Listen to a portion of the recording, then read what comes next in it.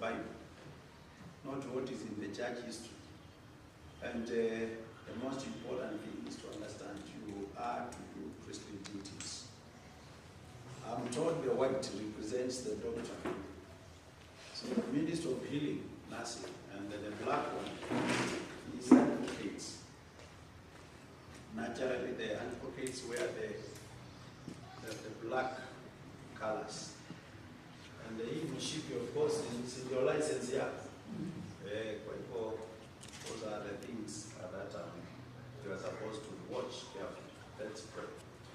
Father and our God, we want to thank you for the blessings that in your own purpose and design you have called us by names. And we thank you because you called even your disciples when you were to minister to the people. And the mighty God, you crossed mountains, hills, rivers, together with your disciples. And the mighty God, we want to thank you even today. You have not ceased to call people at such a time. I thank you for calling these your servants to join in the office of the priesthood. I pray that God, you are going to grant them holiness and purity of heart and mind, that they will desire to do what is right before your presence. Enable them and anoint them for the ministry of priesthood.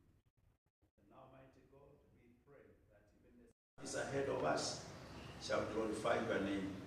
For this we pray in Jesus' name. Amen. The garments that they are wearing, I pray that you may dedicate them with your holiness. In the name of God the Father, Son, and the Holy Spirit. Amen. So where are they? There's those. So these are different ones. So we dedicate these toes in the name of God the Father, Son, and the Holy Spirit. Amen. Amen. Amen. The service is supposed to be starting.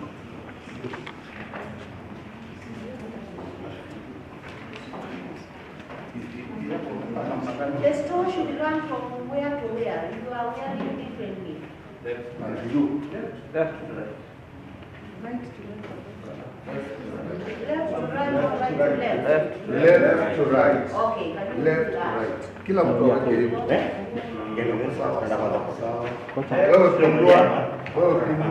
Left arm. Oh, sorry.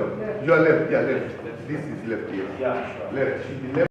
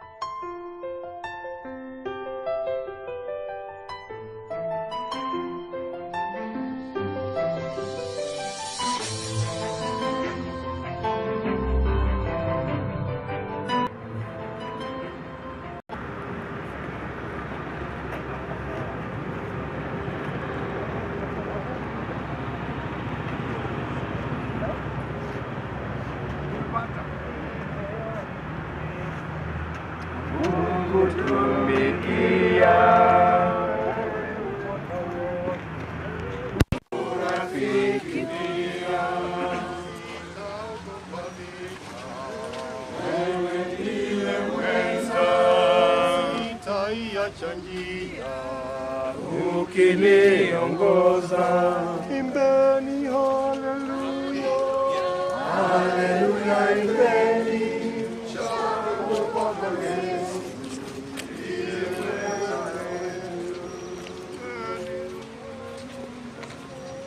Haleluya, imbeni shangwe kwa Bwana Yesu.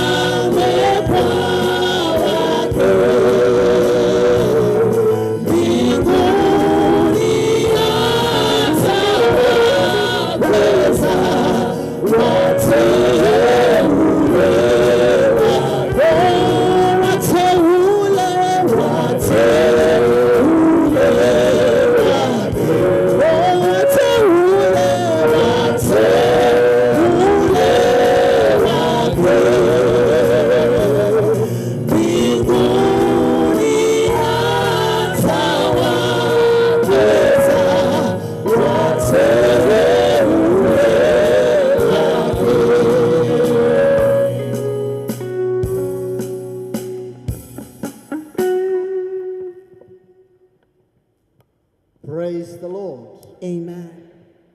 Welcome to today's service, the ordination service, which is led and presided over by our Lord Bishop.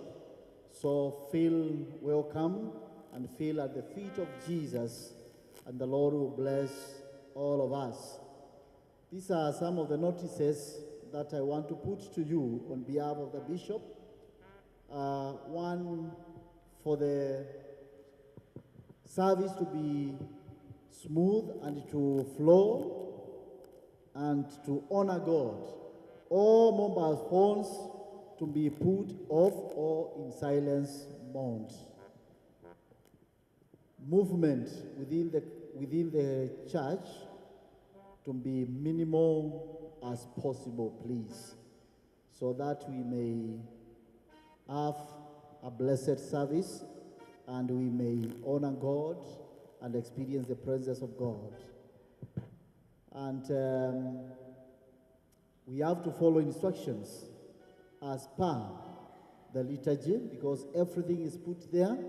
Therefore, let us follow the guidelines and instructions which we are being given from time to time by our Lord Bishop and the people assigned.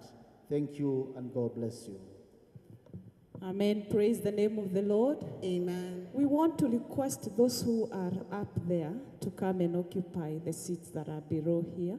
Please, if you can move forward and you come and occupy the seats that are down here, we will praise the Lord together. Praise team, you can give us a call as they move forward, as they occupy the seats. Wa milele Mungu wa baraka ni nani? Wa milele Mungu wa baraka ni yeye. Nasema wa milele Mungu wa baraka ni nani? Sema Wa milele Mungu wa baraka ni yeye. oh, wa milele Mungu wa taifa ni nani? Wa milele Mungu wa baraka ni yeye. Oh, wa milele Mungu wa watoto ni nani? Wa milele Mungu wa baraka ni yeye. Oh, siwezi kumwacha Yesu anazungukia maisha yangu. Kumwacha Yesu anazungukia maisha yangu. Oh, siwezi kumwacha Yesu anazungukia maisha yangu. Kumwacha Yesu anazungukia maisha yangu. Anazungukia maisha yangu. Anazungukia maisha yangu. Anazungukia huduma yangu. Anazungukia taifa Kenya. Anapamba, Yesu anapamba. Anapamba, Yesu anapamba. Maisha yako, Yesu anapamba. Huduma yako, Yesu anapamba. Ainua, Yesu ainua.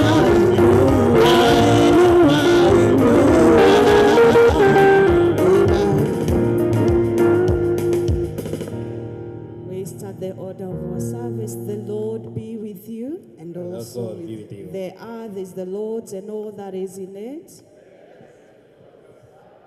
Our help is in the name of the Lord. I was glad when they said to me, praise the Lord. Almighty and everlasting God, who according to your various graces equips and ascends your people for various ministries, come now, we pray, and fill this place with your inspiring presence as we ordain these deacons to priests, to be your servants in the ministries and the office they believe you have called them to.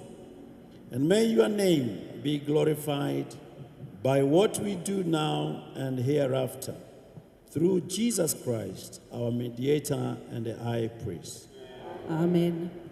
Prayer for confession. If we say we have no sin, we deceive ourselves and the truth is not in us. If we confess our sins in repentance and trust, God is faithful and just and will forgive us our sins. So let us confess them to our Father as we sit. Almighty God, to whom all hearts are open, all desires known, and from whom no secrets are hidden, cleanse the thoughts of our hearts by the inspiration of your Holy Spirit, that we may perfectly love you and worthily magnify your holy name during this worship service, through Jesus Christ our Lord. Amen.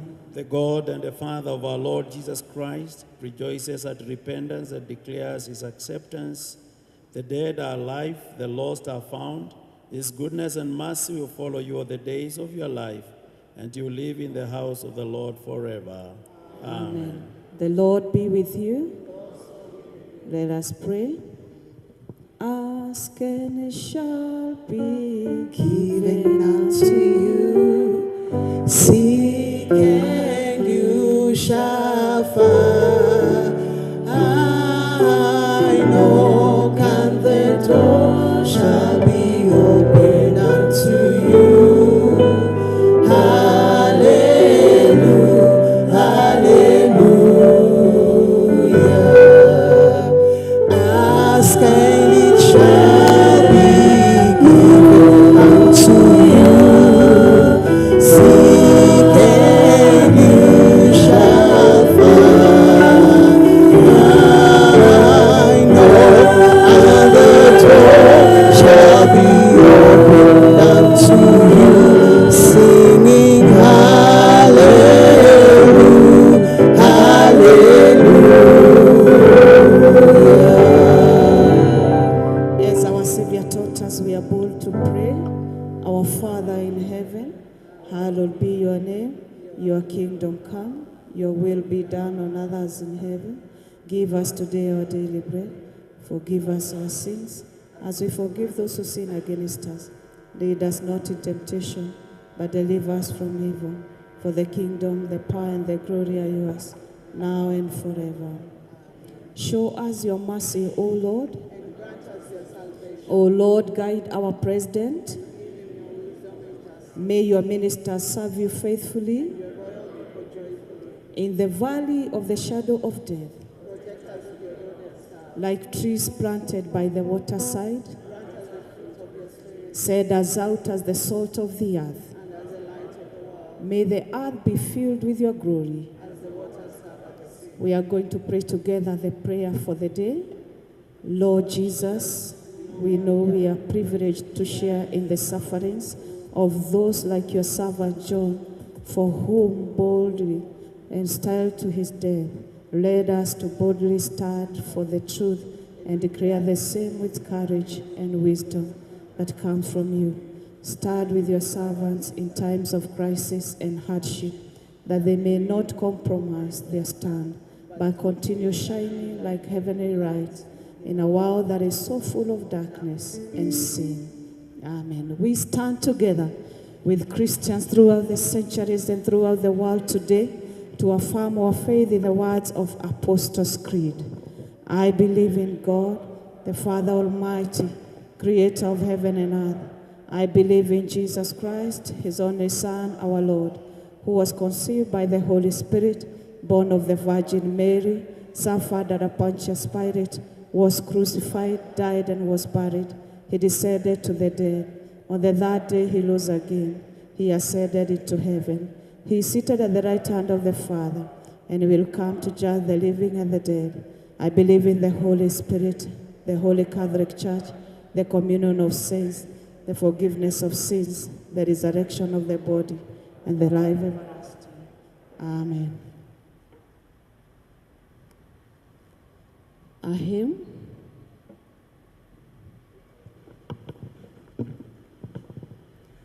Nimeahidi Yesu kukutumikia, wewe u Bwana wangu, urafiki pia. sitaogopa vita, wewe ndiwe mweza, sitaiacha njia, ukiniongoza. imbeni haleluya, Haleluya, imbeni shangwe kwa Bwana Yesu, ndiye mweza wetu. oh imbeni haleluya, Haleluya, imbeni shangwe kwa Bwana Yesu, ndiye mweza wetu. dunia ikaribu, Bwana siniache, na mengi majaribu, yako pande zote, siku zote hatui, nina nje, Bwana Yesu nivute, karibu na wewe. imbeni haleluya, Haleluya, imbeni shangwe kwa Bwana Yesu, ndiye mweza wetu.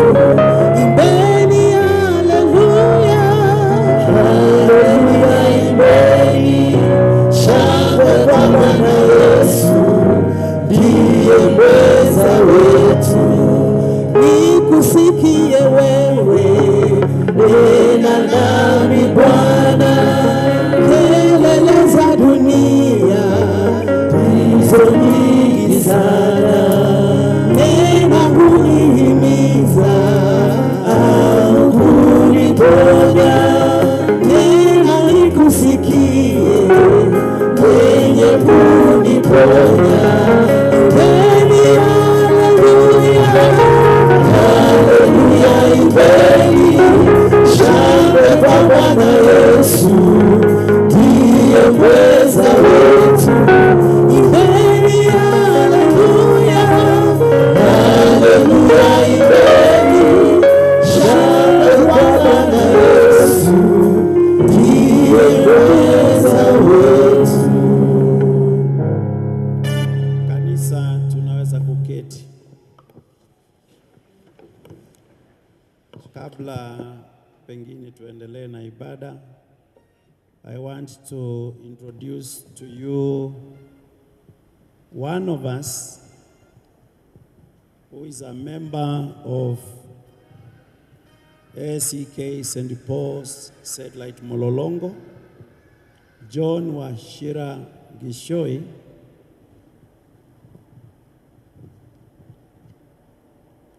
He has a calling to serve and to take the gospel of Christ to different places. And when he came for advice from the bishop, just like another Christian, he told me, Bishop, I've been very busy working for myself, for my family, and now I'm a civil servant. And I look my life to come. I'm just about to retire, and I feel there is only one thing remaining in my life: to witness for Christ. How can you advise? And I told him, in the Anglican Church, we have what we call perpetual evangelists, that you will have the permission granted by the bishop that we commission you to go and preach the gospel, mainly within Machakos diocese, but also wherever God gives him an opportunity. In this diocese, we had been having people who have the same calling, and I want to thank God because we have commissioned a number of them. The first perpetual evangelist was Mzee Thomas Malinda, who did great work in Makueni and Machakos then when we were together. The second perpetual evangelist We have him, and there is none other. Then he was Evangelist Ambrose Weda, who is with us here. He still remains and holds that title. And we thank God because he has gone to many, many places. I don't know whether they met, because John here told me he's a great friend of yours. So I don't know whether you met and talked, and I told him we are here to serve the Lord. But John came to me and requested. So I told him today would be the best day for me to commission him in that office of perpetual evangelist. Perpetual evangelist is one who has no boundaries. He is not limited to the parish, but he belongs to the diocese. We have the same who have been assisting as perpetual evangelists, diocesan perpetual evangelists, and I want to believe Reverend Canon Mercy Kamau is also one of them, attached to the diocese, and has the freedom to be invited anywhere, but also has the freedom to identify any place that she can preach the gospel in any way, either through our presence, support, giving support to evangelists or priests, or even going there and donating whatever God calls him to. And the other one is Reverend Ruth Mweta here. She's just from America, and she has done a lot of work there. I was able to follow. And those are the examples of the people God has called. So you are not alone, my brother. So I request those whom I have mentioned, please come and join the archdeacons here so that you may present. And then I will place him under your mentorship. Under your mentorship. So that, I don't know whether you have the program that you can still follow. Imbeni, hallelujah, hallelujah, imbeni, shangwe kwa Bwana Yesu, ndiye mweza wetu. Asante. Perhaps I request John, please face the church, at least for some to see your face. Unaweza songea pale karibu kidogo wakuone. Huyo ndio John Wachira. Amen. Miaka ni numbers. Yesu akikuita atakutumia anytime. Ni kweli si kweli? He's a very senior civil servant as right now, and we thank God for that. John, do you want to say a word? Yeah, you can bring your greetings. Bwana asifiwe sana. Basi ni salamu na kufurahia sana huo mwito wa kuhubiri neno la Bwana, sababu napenda kuhubiri sana hata nikiwa kazini ya serikali ama nikishughulikia habari ya nchi. Mimi huwa nikianza kuelezea neno na kuwafundisha wale ambao wako karibu na mimi, na kazi hiyo ndio ilifanya nije niulize Bishop ruhusa ya kulihubiri neno kabla mimi nilitaye. Nimebakisha miaka 2 tu nirudie watu yangu nyumbani. Sasa nikaomba ruhusa ya kuenesha hii neno la Bwana, na yeye akanipa ruhusa hiyo, na nimefurahia. Nimesema ni asante. Amen. Amen. Asante. Karibu.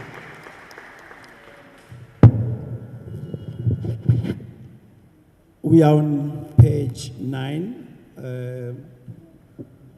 Simama karibu msaidie. I think I'll make sure that ako kwa hiyo the right.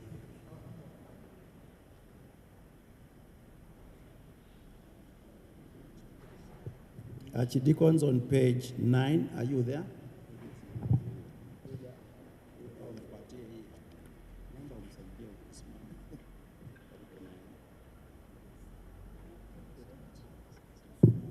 Yeah. Okay, how then can they call on the one they have not believed in? And how can they believe in the one of whom they have not heard? And how can they hear without someone preaching to them? And how can they preach unless they are sent? As it is written, how beautiful are the feet of those who bring good news. Amen. Bishop, in the service of God, we present John Washirangi Shoi to you, that you may commission him as an assistant perpetual evangelist. You take care that the person you have brought to me is truly called and more so well prepared for the task of evangelism in this diocese. We have inquired about him and have examined him. To the best of our assessment, he is fit for commissioning as an evangelist. Now, John, this is to you and to the church. Those who feel are called to be evangelists, as an evangelist, you are called to proclaim the good news of Jesus Christ, inviting those who are responsive to turn to Christ and be saved. You are to satisfy to the truth about Jesus Christ as the way, the truth, and the life. Through the Spirit's enabling, you are to inspire and motivate people to turn to Jesus. You are to assist in preparing for baptism and the confirmation classes, those who have turned to Christ, by teaching them the fundamental truths of the gospel and the doctrine of the Anglican Church. You are called to serve in your congregation, parish, deanery, and the other larger circles, as may be suggested by the evangelistic opportunities or by the bishop himself. You are to work under the parish priest and the bishop and regularly inform him or her about the welfare of the flock. As an evangelist, you must have a personal commitment to Christ and be a model of a good Christian to the community. You are to be involved in the preaching rota of the local church and the parish. You must also seek to update yourself in the current social affairs affecting the people. You are to seek fellowship with other evangelists for purposes of sharing, mutual encouragement, and further attend meetings and the forums as may be called by the bishop or his appointees. Now, in view of the foregoing, John, do you believe you are truly called to do the work of an evangelist?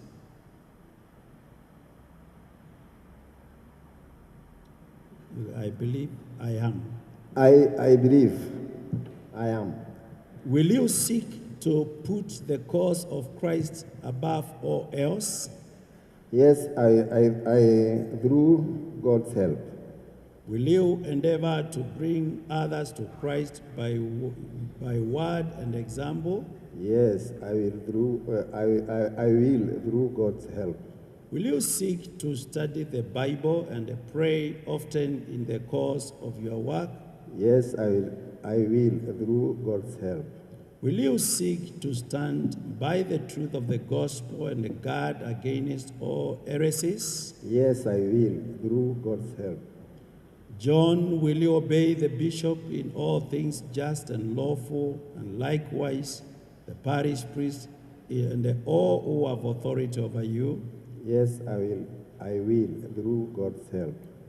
Will you accept the discipline of the church when and where your conduct might necessitate this? I will humble and accept it. You can kneel here. Almighty God, who appoints, anoints, and sends your servants for different ministries for the edification of the church, we thank you for John, your servant, who in response to your call for evangelism now kneels here to be commissioned for the work of evangelism in this diocese of Machakos.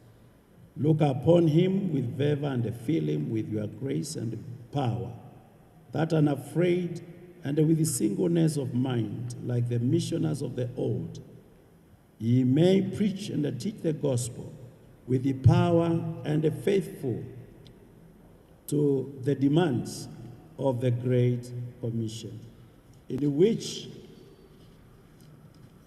your Son commanded the disciples to preach the gospel at home and abroad, and assured them that he would be with them till the close of age. Bless and protect John and his family against all harm. Supply him with his needs and family needs. Bless his going out and his coming in from this day and forevermore. Amen.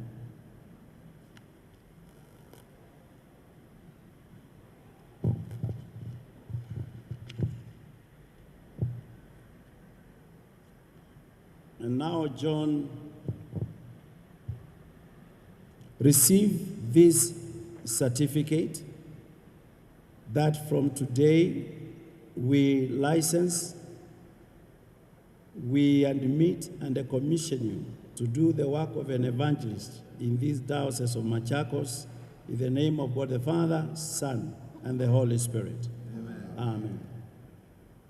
Now, perpetual evangelists John Washira received these holy scriptures that from today you will preach the gospel of Jesus Christ of salvation in season and out of season, in the name of God the Father, Son, and the Holy Spirit. Amen.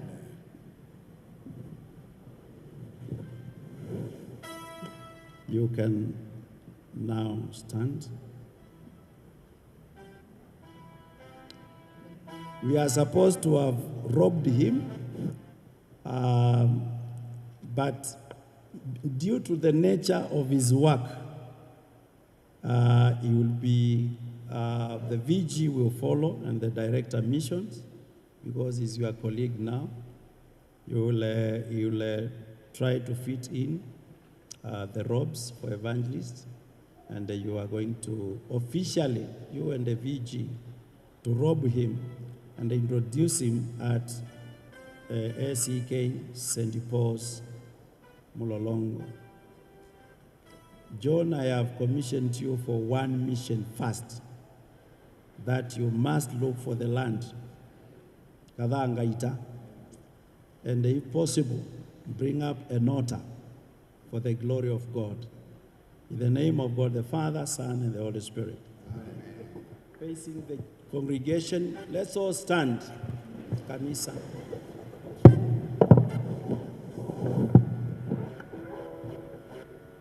And now I commission you, perpetual evangelist John, to serve as an evangelist in the diocese of Machakos, that you go out there to preach and teach the good news of our Lord Jesus Christ in season and out of season. In the name of God the Father, Son, and the Holy Spirit. Makofi kwa Yesu. Tutafanya chorus moja, angalau muje mumsalimie huyu new evangelist. Do you accept him? Do you accept him? Yes. Injili ifanye nini? Iendelee. Yesonge mbele, na tunashukuru. Basi kujeni msalimie wachache wetu ili tuweze kuendelea na ibada zile zingine. Hakuna Mungu kama wewe Baba, hakuna Mungu kama wewe Baba,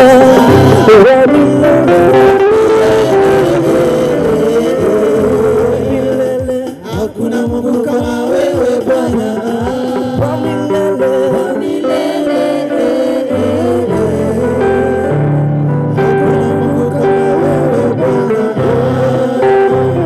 hakuna Mungu kama wewe Baba, hakuna Mungu kama wewe Baba, wainua wewe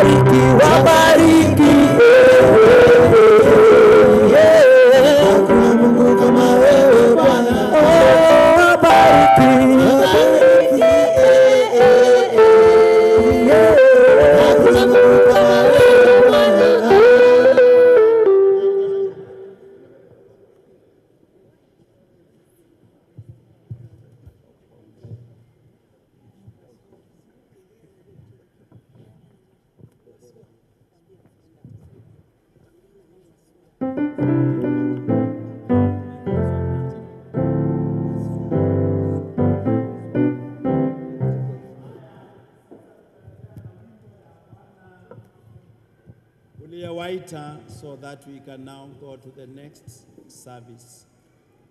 Bwana uliyewaita watakatifu wako wawe mitume wachunga walishe kundi lako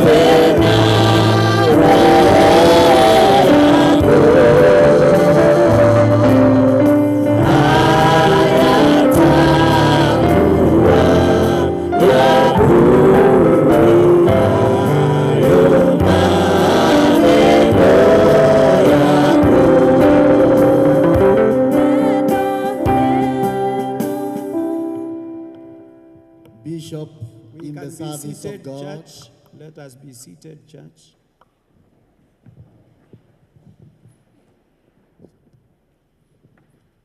Bishop in the service of God, on behalf of the clergy and the Christians of Machakos Diocese, we present to you these candidates that you may ordain them priests. Reverend Joshua Kiara Mwangi, Reverend Aaron Kamau Maina. Utainua mkono. Utainua mkono. We begin again. Reverend Joshua Kiara Mwangi, Reverend Aaron Kamau Maina, Reverend Sospita Ngithu Shege, Reverend Jen Rachel Wambui Kigo, Reverend Jen Mudhe, Reverend Janice Mumbe Safari, Reverend Faith Wakina Musyoka, Reverend Wilson Mwange Musyoka, Reverend Anna Njuguna, Reverend Eric Mikael Karanja Kamande, Reverend Esa Wangui Kivuga, Reverend Peter Nyanje Musundi, and Reverend Daniel Sio Wanyonyi. Take care that these archdeacons you are presenting to us are by their learning and godly lives suitable to exercise the ministry of priesthood to the honor of God and the building up of his church. We have inquired about them and have examined them. To the best of our assessment, they are fit for the office. Right. Face the congregation.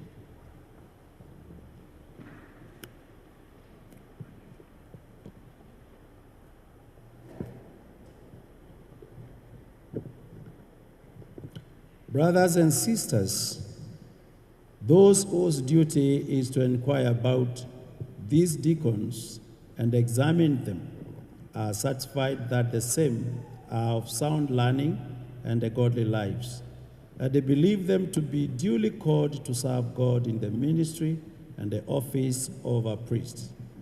Nonetheless, if any of you as a just cause one of them should not be ordained, let him or her come forward now and make it known.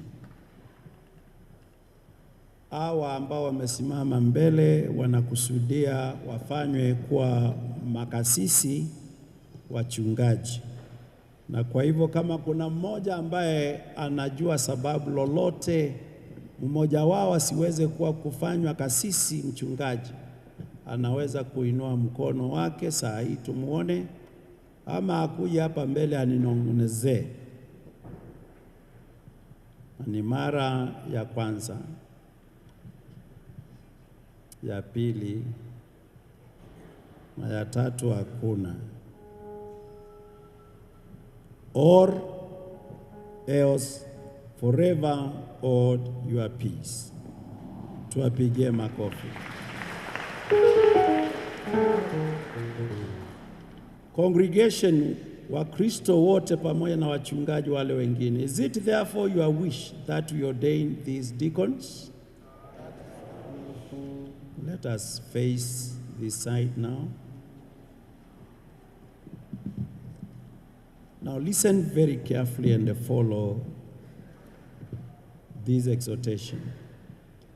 As a priest, you are called to be a servant of God and a shepherd the people to whom you will be sent. You are to proclaim the word of the Lord, call hearers to repentance, and in Christ's name announce absolution and the forgiveness of sins. You will baptize and admit to communion and prepare candidates by training and teaching them catechism classes and invite the bishop for their confirmation and commissioning. You will preside at the celebration of the Eucharist and further lead the people in prayer and worship to intercede for them, to bless them in the name of the Lord, and to teach and encourage by word and example. You will minister to the sick and prepare the dying for their death. You will extend the ministry of pastoral care and the counseling to those who require it. You must set the good shepherd, Jesus Christ, always before you as the pattern of your calling, caring for the people committed to your church and joining with them in a common witness to the whole world. In the name of our Lord, we bind you to remember the greatness of the trust committed to your church. You are to teach, to admonish, to feed, and to provide for the Lord's family, to search for his children lost in the wilderness of this world's temptations, and to guide them through its confusion, so that they may be saved. Since you cannot bear the weight of this ministry, in your own strength, but only by the grace of power of God. You are to pray earnestly to the Holy Spirit to daily enlarge and enlighten your understanding of the Scriptures as you seek to fashion your life and that of your flock on the Word of God, in order that we may know your mind and the purpose, and that you may be strengthened in your resolve to fulfill your ministry. You must answer the following questions we now put to you.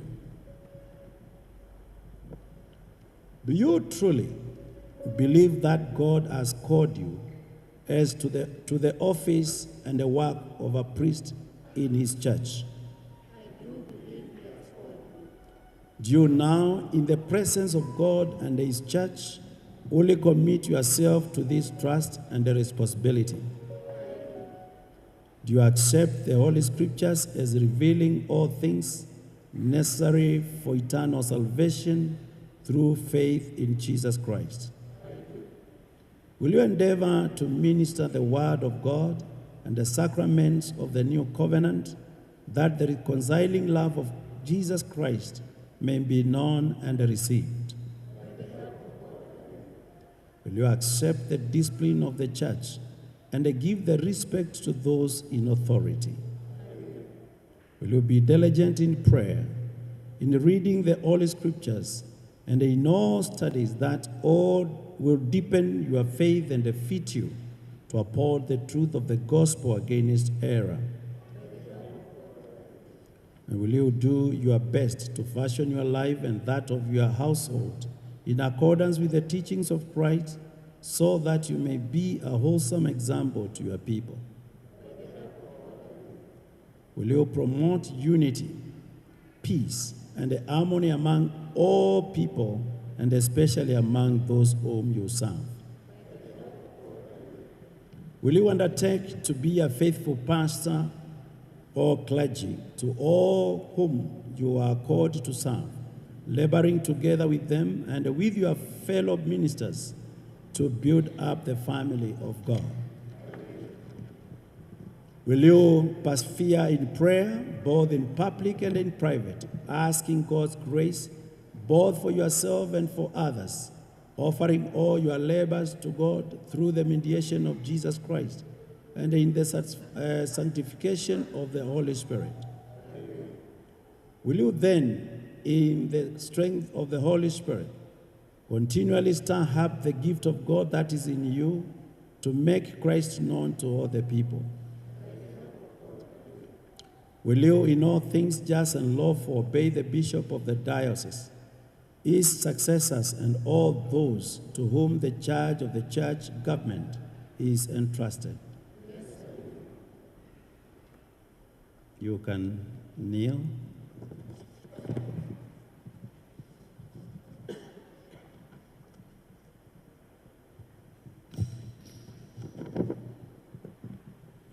Kanisa, kwa dakika hii ni mzuri tukumbuke wachungaji hawa katika maombi na tuwapeane mikononi mwa Mungu ili Bwana aendelee na kuwasaidia. Usinipite Mwokozi,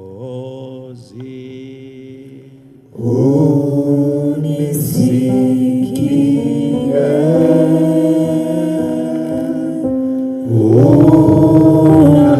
Unapozuru wengine, naomba usinipite.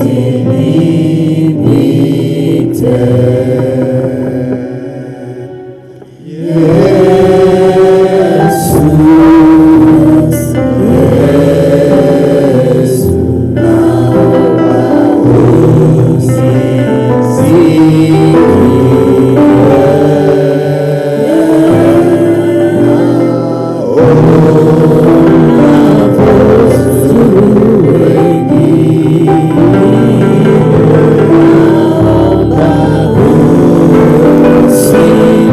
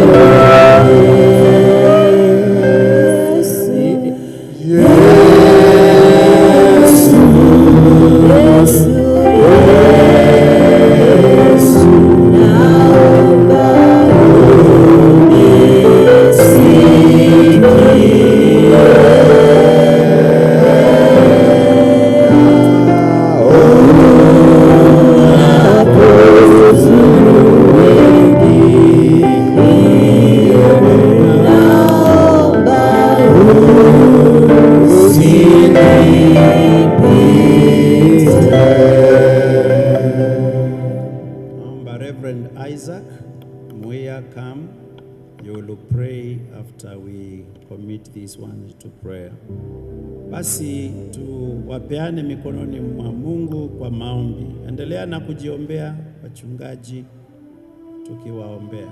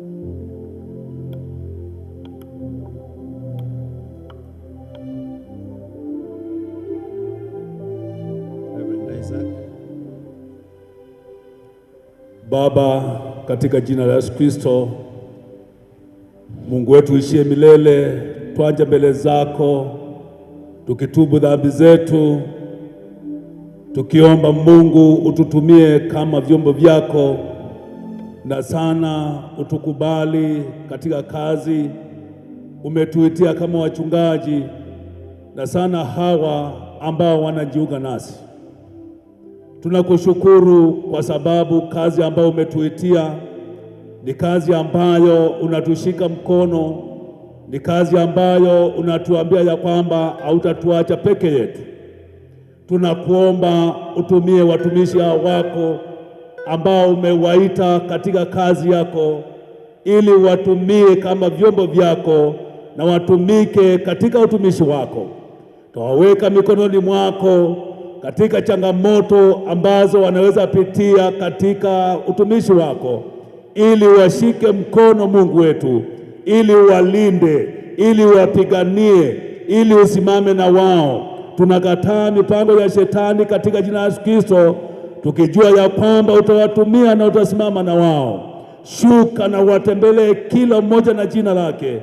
Ubariki familia zao, ubariki makanisa ambao wanatumikia, uwainue kutoka kiwango kimoja hadi kingine, na Baba wasiongope, kwa sababu waambia ya kwamba utawashika mkono hata mwisho wa dahari. Simama na wao, umepiganie na Baba shetani ambao anaweza kuwafuata, tunamkataa na kujua ya kwamba utasimama nao. Shuka na watembele kila mmoja na uwabariki wanapotoka na kwenda kufanya kazi yako. Uwatumie na wakushukuru kwa mengi ambayo uliwatendea kila wakati, na Baba usiwashika mkono kwa sababu wewe Mungu wao. Katika jina langu Baba, Mwana na Roho Mtakatifu tumeomba na kuamini. Amen. Almighty God, who has given you the will to undertake all these things, give you all the strength and wisdom to perform them, that he may complete the good work which he has begun in you, through Jesus Christ our Lord. You can now stand. And then I invite the Deputy Chancellor, Reverend Canon Mercy, to lead us into the declarations and the taking of oaths.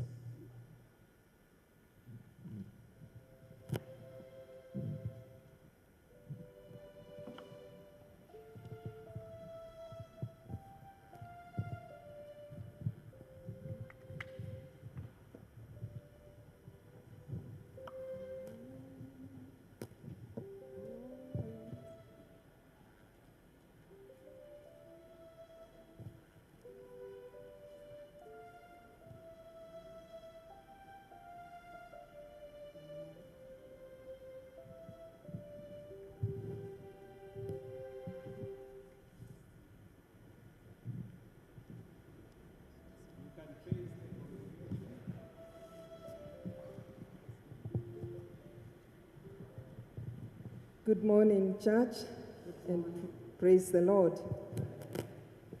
This is indeed a solemn moment to take the oath of canonical obedience, and I'll ask the oathees to read and follow as it is presented in the certificate.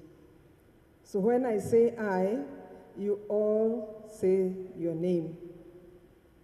When I say I, and I think you have a Bible with you, so you lift it up. Thank you. Lift your Bibles up, because you are swearing based on our Holy Bible. And now we begin. I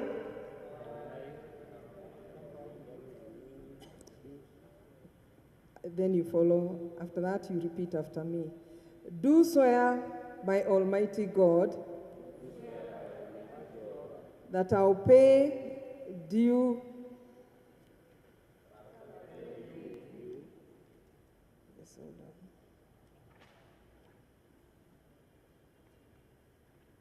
that I'll pay due and canonical obedience to the Lord Bishop of Machakos,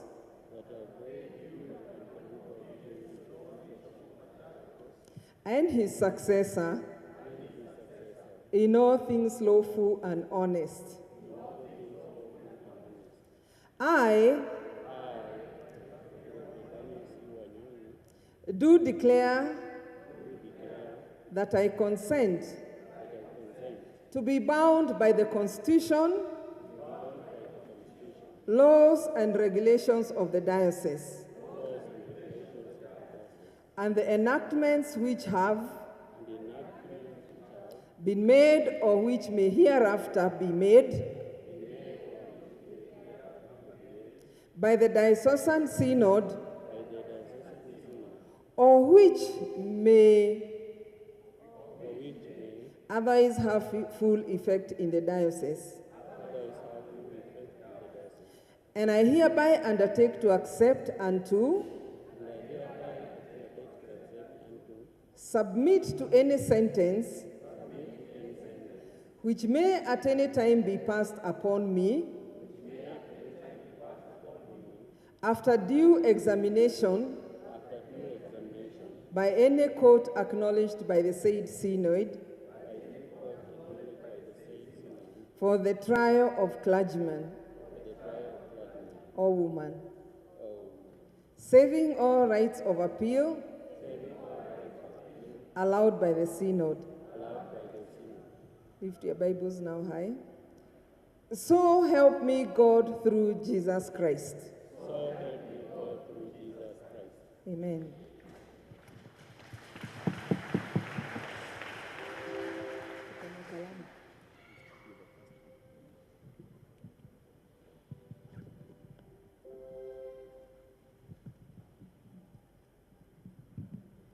So you can prepare now to come and you bring your certificate so that we can sign them.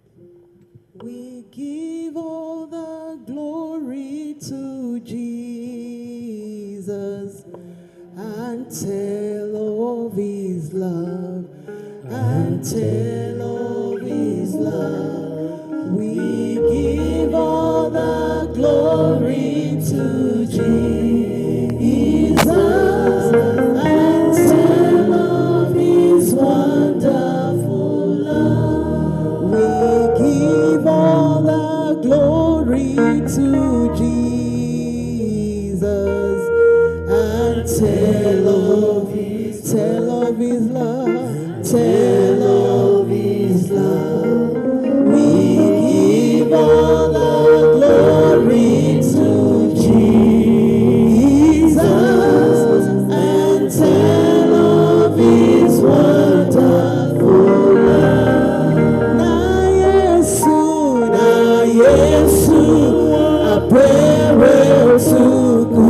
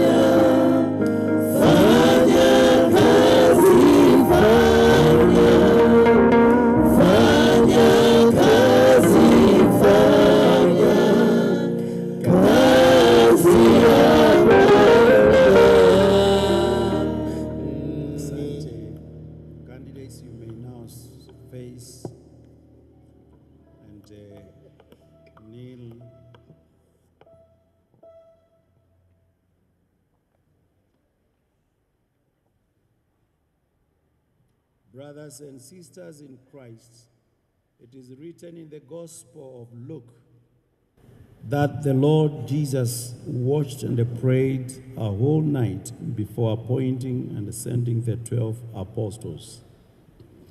It is also written in the Acts of the Apostles that the disciples in Antioch fasted and they prayed before laying hands on Paul and Barnabas and sending them out.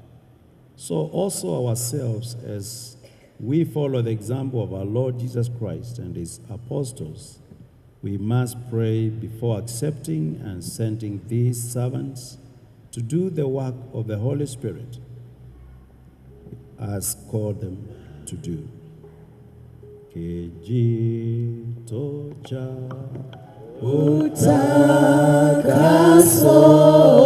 ni damu ya Yesu. Bwana ana uwezo kunipa wokovu. Kijito cha utakaso ni damu kuosha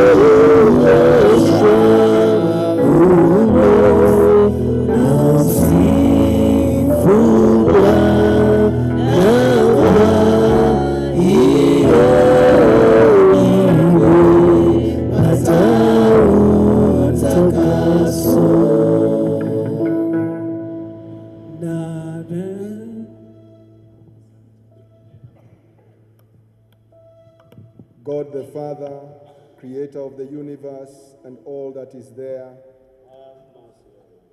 God the Son, the Savior of the world. God the Holy Spirit, the Comforter of humanity. Have mercy on us. Holy, blessed, and glorious Trinity. Have mercy on us. From all satanic plotting against your church. O Lord, deliver us. From malice and hatred. From all forms of corruption and worldliness. O Lord, deliver us. From all fear of persecution and the dread of death. O Lord, deliver us. From the disordered and sinful affections, and from the deceits of the world, the flesh, and the devil. O Lord, deliver us. From drought and floods, from earthquakes and other disasters, from wicked people who plan evil against us, from gangsters, robbers, murderers, hijackers, and kidnappers, and rumor mongers. O Lord, deliver us. Protect and direct your holy church to the source of truth. Govern and encourage her to speak the truth in love, both in season and out of season. Hear us, O Lord. Enlighten your ministers with knowledge and understanding, that by their teaching and their lives they may proclaim your word. Hear us, O Lord. Adore your servants, Reverend Joshua Kihara Mwangi, Reverend Harun Kamau Maina, Reverend Sospita Gedho Chege, Reverend Jane Rachao Wamboi Kigo, Reverend Jane Mudhe, Reverend Janice Mombe Safari, Reverend Faith Wakina Musyoka, Reverend Wilson Mwange Musyoka, Reverend Ann Juguna, Reverend Eric Michael Karanja Kamande, Reverend Esther Wangui Kibunga, Reverend Peter Nyanje Musudi, and Reverend Daniel Sio Wanyonyi, now to be ordained into priesthood with your Holy Spirit, and let them serve you faithfully and courageously without fear or favor. Yes, O Lord. That by the indwelling of the Holy Spirit, they may be encouraged to persevere to the end. Hear us, O Lord. For their homes and families, that they may be adorned with all Christian virtues. Hear us, O Lord. Give your people grace to hear and receive your word, and bring forth the fruit and the gifts of the Spirit. Hear us, O Lord. Hear us as we remember the priests in this diocese who have died in the peace of Christ. A moment of silence.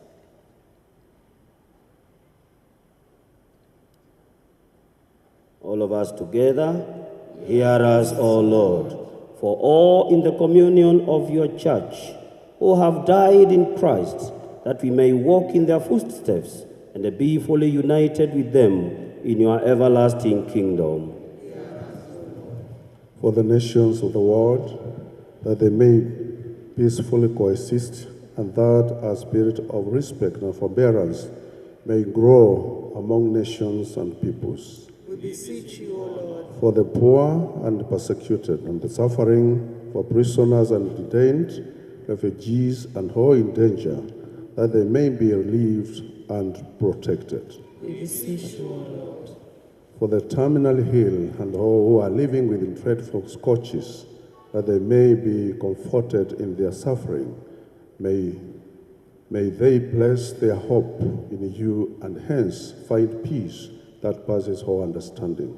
We beseech you, O Lord. For doctors and scientists in medical research who spend many hours in various laboratories of the world in search of cure for diseases. For the little children, babies, born and unborn, that their tender lives may be protected and their rights guarded. We beseech you, O Lord. Guide and govern your holy church. Fill her with love and truth, and grant her that unity which is your will, binding her together with your spirit. We beseech you, O Lord. Give courage to our bishops, clergy, and all church provosts, that they may courageously proclaim the good news of your kingdom and fearlessly challenge injustices in the nation. We beseech you, O Lord. Direct and guide all church-based organizations that work for peace, justice, and reconciliation, and for the holistic development of God's people, that they may achieve their mission goals for the glory and honor of your holy name. Bring into the way of truth all who have erred and are deceived, and those who have been tossed to and fro by every wind of doctrine. Strengthen those who stand, comfort and help the faint-hearted, raise up the fallen, and finally beat down Satan under your feet. Guide our president and other provosts of this country into ways of justice, peace, and unity. Grant that there will be peace within our borders, that all the people in this region may live in harmony and enjoy good neighborliness. Hear us, O Lord. For political tolerance among people of different political persuasions, for greater respect for one another's opinions and convictions, for greater thirst after truth and justice for all, that political thuggeries and assassinations may come to an end, that people may enjoy fullness of life as God intended for them. Hear us, O Lord. Guide and bless those who administer the law, that honesty and truth may be upheld, and that they may proclaim justice without fear or favor, except the fear of God. Hear us, O Lord. Help and comfort the lonely, the bereaved, the oppressed, and the voiceless. Protect our archbishop, bishops, and ministers from threats and intimidations of all kinds. Lord, protect them. Heal the sick in body and mind, provide for widows and the orphans, the homeless and the hungry and destitute. Lord, have mercy. Pour your blessings on all human labor, that your people may enjoy good output, be well fed, and live in economic comfort. Hear us, O Lord. Preserve and guard the integrity of creation against exploitation, and that forests, lakes, game reserves, and other natural and environmental resources may be safeguarded against misuse or abuse. Hear us, O Lord. For all of us here gathered in your name, and for your services, for the forgiveness of our sins, for the grace of the Holy Spirit to amend our lives. Hear us, O Lord. Almighty God, grant that we shall receive what we have earnestly asked in faith, that in all the services we render to you and in your name we may find fulfillment, and that your people may be well nourished to the glory and the honor of your holy name. Amen. Candidates, seat.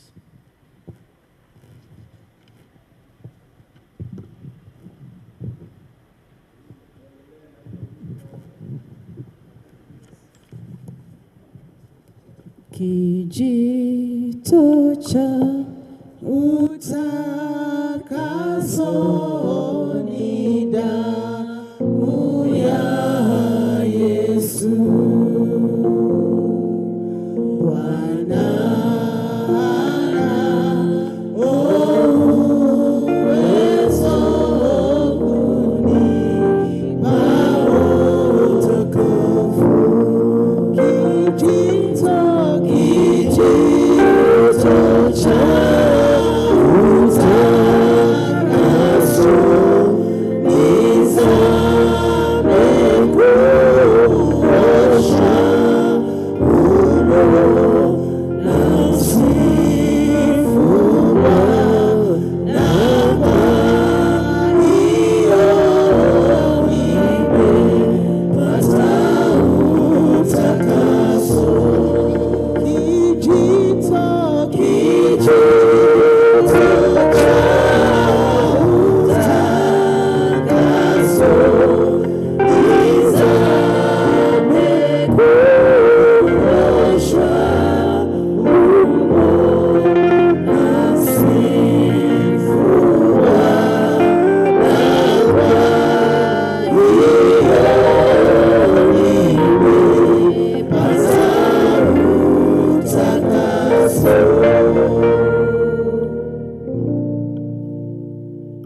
The Psalms of the day, Psalms 24, beginning to read from verse 1. The earth is the Lord's, and everything in it, the world and all who live in it. For he founded it upon the seas and established it upon the waters. Who may ascend the hill of the Lord? Who may stand in his holy place? He who has clean hands and a pure heart, who does not lift up his soul to an idol or swear by what is false. He will receive blessing from the Lord and vindication from God his Savior. Such is the generation of those who seek him, who seek your face, O God of Jacob. Glory to the Father, the Son, and to the Holy Spirit, as it was in the beginning, is now, and ever shall be. Amen. Church, I request we sit down as we welcome the leaders in the ministry of the word.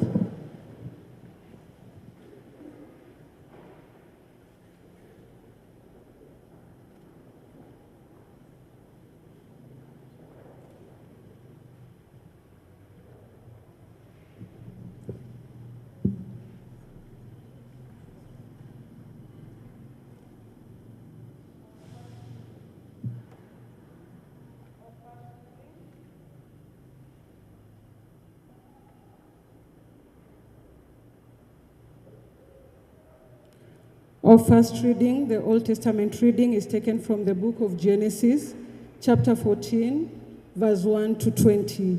Genesis, chapter 14, verse 1 to 20. Mwanzo 14 kutoka 1 hadi 20.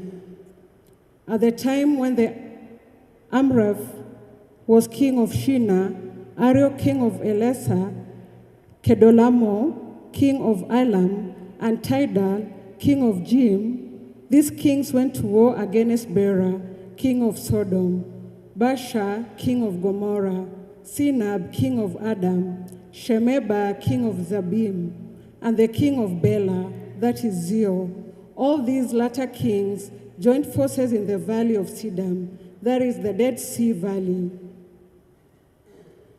For 12 years, they had been subject to Kedemlaomer, But in the 13th year, they rebelled.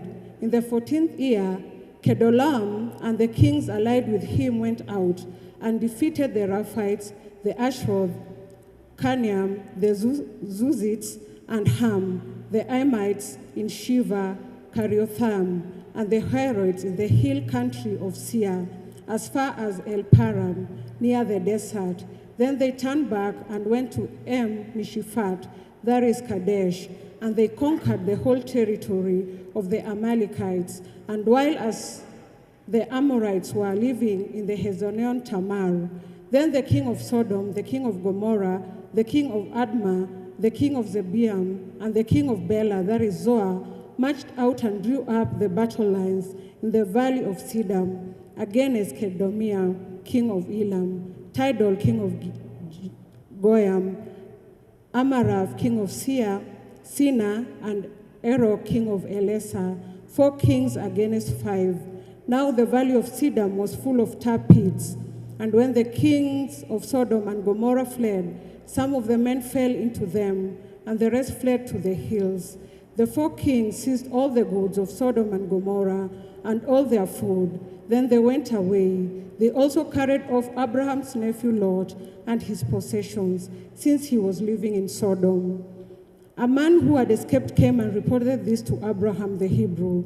Now Abram was living near the great trees of Mamre, the Amorite, a brother of Eshcol and Andre, of all whom allied with Abram. When Abram heard that his relative had been taken captive, he called out the 318 trained men born in his household and went in pursuit of as far as Dan. During the night, Abram divided his men to attack them, and he routed them, pursuing them as far as Hebron, north of Damascus. He recovered all the goods and brought back his relative Lot and his possessions, together with the women and the other people. After Abram returned from defeating Kedomiah and the kings allied with him, the king of Sodom came out to meet him in the valley of Shiva, that is the king's valley.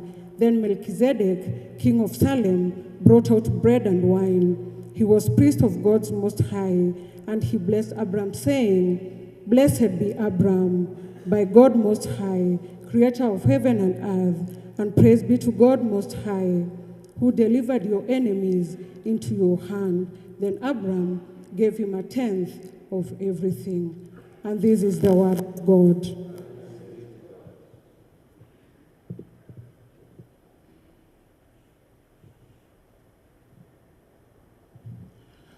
Our second reading, the New Testament reading, comes from the book of Ephesians, chapter 3, verse 1 to 21. Ephesians, chapter 3, verse 1 to 21. And I read, "For this reason I, Paul, prisoner of Jesus Christ, for the sake of you Gentiles, surely you have heard about the administration of God's grace that was given to me for you. That is, the mystery made known to me by revelation, as I've already written briefly. In reading this, then, you will be able to understand my insight into the mystery of Christ, which was not made known to people in other generations, as it is now being revealed by the Spirit of God's holy apostles and prophets. The mystery is that through the gospel, the Gentiles are heirs together with Israel, members together of one body, and sharers together in the promise of Christ Jesus. I became a servant of this gospel by the gift of God's grace given me through the working of his power. Although I am less than the least of all the Lord's people, this grace was given me to preach to the Gentiles the boundless riches of Christ, and to make plain to everyone the administration of this mystery, which for ages past was hidden in God, who created all things. His intent was that now, through the church, the manifold wisdom of God should be made known to the rulers and authorities in the heavenly realms, according to his eternal purpose that he accomplished in Christ Jesus our Lord. In him, and through faith in him, we may approach with freedom and confidence I ask you, therefore, not to be discouraged because of my sufferings for you, which are your glory. Verse 14. For this reason I kneel before the Father, from whom every family in heaven and on earth derives its name. I pray that out of his glorious riches he may strengthen you with the power through his Spirit in your inner being, so that Christ may dwell in your hearts through faith. And I pray that you, being rooted and established in love, may have power, together with all the Lord's holy people, to grasp how wide and long and high and deep is the love of Christ, and to know his love that surpasses knowledge, that you may be filled to the measure of all the fullness of God. Now to him who is able to do immeasurably more than all we can ask or imagine, according to his power that is at work within us, to him be glory in the church and in Christ through all generations, forever and ever. Amen. And this is the word of the Lord. Thanks be to God. Hallelujah. Hallelujah.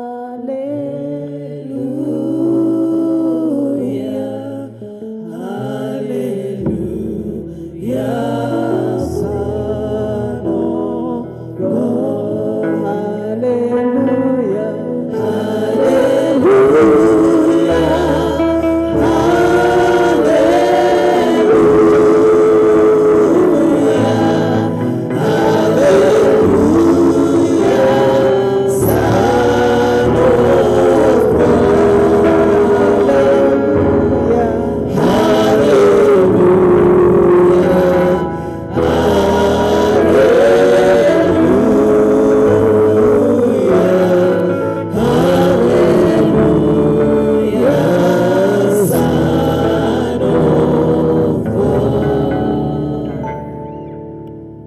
Let us all face as he reads the gospel, all of us. Let us face here. We stand to hear the good news of our salvation as written in the Gospel of Matthew, chapter number 10, beginning to read at verse 1. Matthew 10, beginning to read at verse 1. He called his 12 disciples to him and gave them authority to drive out evil spirits and to heal every disease and sickness. These are the names of the 12 apostles. First, Simon, who is called Peter, and his brother Andrew. James, son of Zebedee, and his brother John. Philip and Bartholomew. Thomas and Matthew, the tax collector. James, son of Alphaeus, and Thaddeus. Simon the Zealot, and Judas Iscariot, who betrayed him. These 12 Jesus sent out with the following instructions. Do not go among the Gentiles or enter any town of the Samaritans. Go rather to the lost sheep of Israel. As you go, preach this message. The kingdom of heaven is near. Heal the sick, raise the dead, cleanse those who have leprosy, drive out demons. Freely you have received, freely give. Do not take along any gold or silver or copper in your belt. Take no bag for the journey, or extra tunic, or sandals, or a staff, for the worker is worthy his keep. Whatever town or village you enter, search for some worthy person there, and stay at his house until you leave. As you enter the home, give it your greeting. If the home is deserving, let your peace rest on it. If it is not, let your peace return to you. If anyone will not welcome you or listen to your words, shake the dust off your feet when you leave that home or town. I tell you the truth, it will be more bearable for Sodom and Gomorrah on the day of judgment than for that town. I am sending you out like sheep among wolves. Therefore, be as shrewd as snakes and as innocent as doves. And this is the gospel of Christ. And this is the gospel of Christ. And this is the gospel of Christ.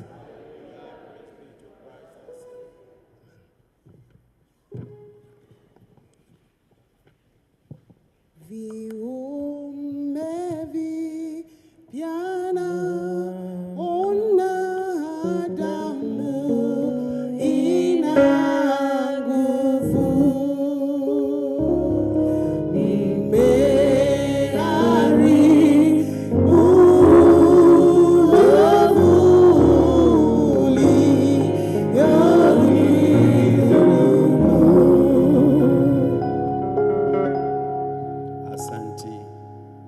Praise be to God.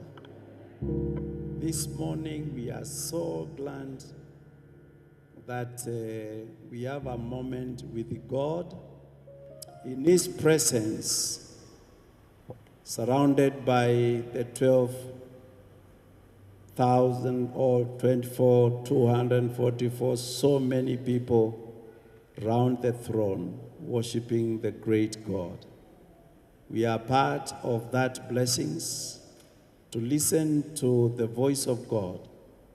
And we are so much blessed here in Machakos that in the process within 12 years, God has blessed us to have mature leaders, spiritual fathers, and the spiritual mothers. And we want to thank God. And this particular moment, we invited one of us whom God has used for many years now in these dioceses from 1985 as the diocesan chancellor. And he also responded to God's calling to be a perpetual diocesan evangelist. And recently, God also called him to serve as the canon of the church. And more recently, he also responded to the call to the sacred ministry. And we thank God because of that gift that the Lord has given us as the Diocese of Machakos. And so to hear the word of God is going to be brought to us by the Reverend Canon Ambrose Weda this morning. Let us join our hands to appreciate him.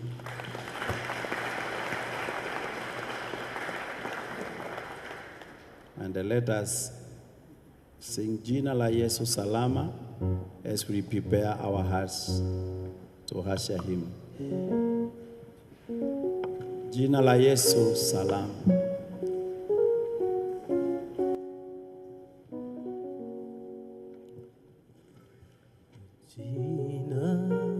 La Yesu salama, lisujudieni,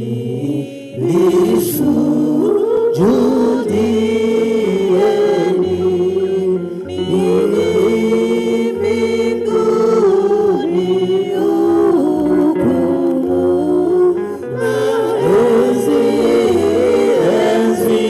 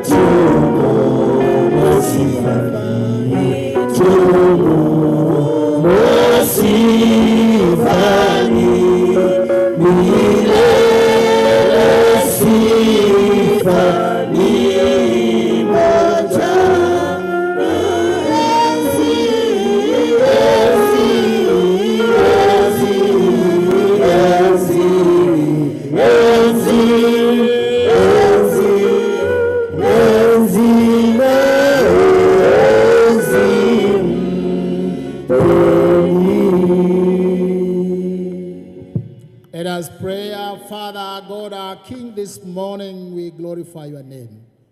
We thank you, we bless you, we salute you, we bow unto you, our Father, that we are here to usher in new priests in your church. Father, share with them the word you may have for them through me, to your glory. In Jesus' name I pray. Be seated.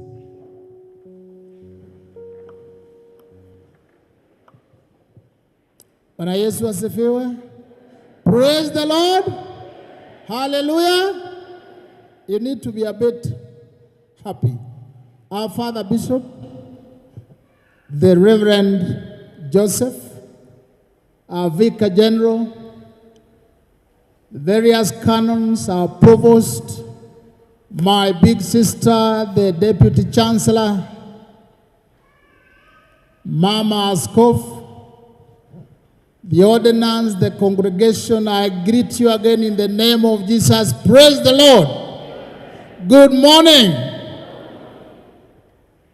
Our Father Bishop, allow me to take this opportunity to congratulate those who are being made priests today. I dare say that you need to thank your God. You need to be very grateful, because I was here many years ago, and there were people who were made deacons, but they were never priested. Ask Gitong. They were never priested, and they were never priested until they left. Hello? You hear that? So, Peter, you hear that? The bishop came in, maneno, mpaka wakaenda. Now I'm giving you history. Bwana Yesu asifiwe. So, Baba Bishop, I thank you for the decision to finish the job. I know that once you are in, you may think the others who are outside are sinners. They are sinners. They should not wangoje. Bwana Yesu asifiwe. I thank the bishop because he is courageous. And that courage has produced people like me. Bwana Yesu asifiwe. People like me. I was ushered in as Chancellor in 1995 by Bishop Kanuk Joseph. We were friends, but due to age gap, there was distance. I was young, I was 25. Hello? When he finished the tour of duty, Bishop came in. And Yesu asifiwe. This is the bishop that when I wanted to wed, and I looked at the cost, and I was like, we can do, and it was another rainy season. I recall Bishop, this one, he pushed me very hard. After that, is the bishop who made me canon. Before he made me canon, when I got saved, and I said, Lord Bishop, I have some calling in my heart. He is the one who made me a diocesan evangelist. And I served as an evangelist for 10 years. And I used to say, I've just started preaching. I'll connect it, you will see. And I used to say, so he made me evangelist round, because in this world you need authority. You need authority. You need credibility. People will ask, you are pastor ya wapi? Ama they don't ask. Ukisema mimi am a pastor, they ask you, ya wapi? Ukisema heaven direct, you see the way, even if your dress is very clean, you can see they change their countenance. But when you say I'm a priest in the Anglican church, you say, oh, okay. Hey. So from evangelist, canon, this year, I went through a fast. I didn't want to be ordained. I wanted to remain an itinerant evangelist. But I asked God, should I be ordained and when? Because that time the bishop had closed ordinations. Hello? Then after the fast in January, I had the call that I should be ordained. How did I get the call? It's very interesting. I went to preach in Maseno East Diocese on the invitation of the bishop. And then in the bishop's office, inside the bishop's office, you are seated with the bishop and one of the senior clergy. So in the course of talking, I asked, you people, Papa Askofu and them, do you think I should be, I can be ordained as priest? And the clergy quickly answered me that people like you can never be ordained in the Anglican church. When Yesu was a favorite, he told me in the face, people like you. Wewe, you know huko tunajuana. Wewe. In the Anglican church, no. And he said so in the presence of my sons. When I left that room, it became very clear. When I used to say, it became very clear to me that. And then I came and I saw the bishop said he has opened ordination. This is where we are today. When I used to say, so you clap for me. My Lord Bishop, I can say that between me and you, for the years I've served you as Chancellor, we have never disagreed, have we? I have nothing to ask you or to pray that I forgive you about. I love the laughter. Anytime we meet on phone, if he calls me, there'll always be a very reassuring laughter. Therefore, as we move along, We are together. Tuko pamoja. He is my best man in the Arus. He priested me, made me chancellor. Sasa watu wanaenda wapi? Hello? Now it is that courage that people like John have been made. So what do we want to learn? We have read 3 things. There was the story of Abraham. That story, I am speaking to those who are priested today and those who are priests. That story shows you that you are priested in the order of Melchizedek under Jesus Christ. And that transaction was mainly to celebrate the Holy Communion. Bwana Yesu asifiwe.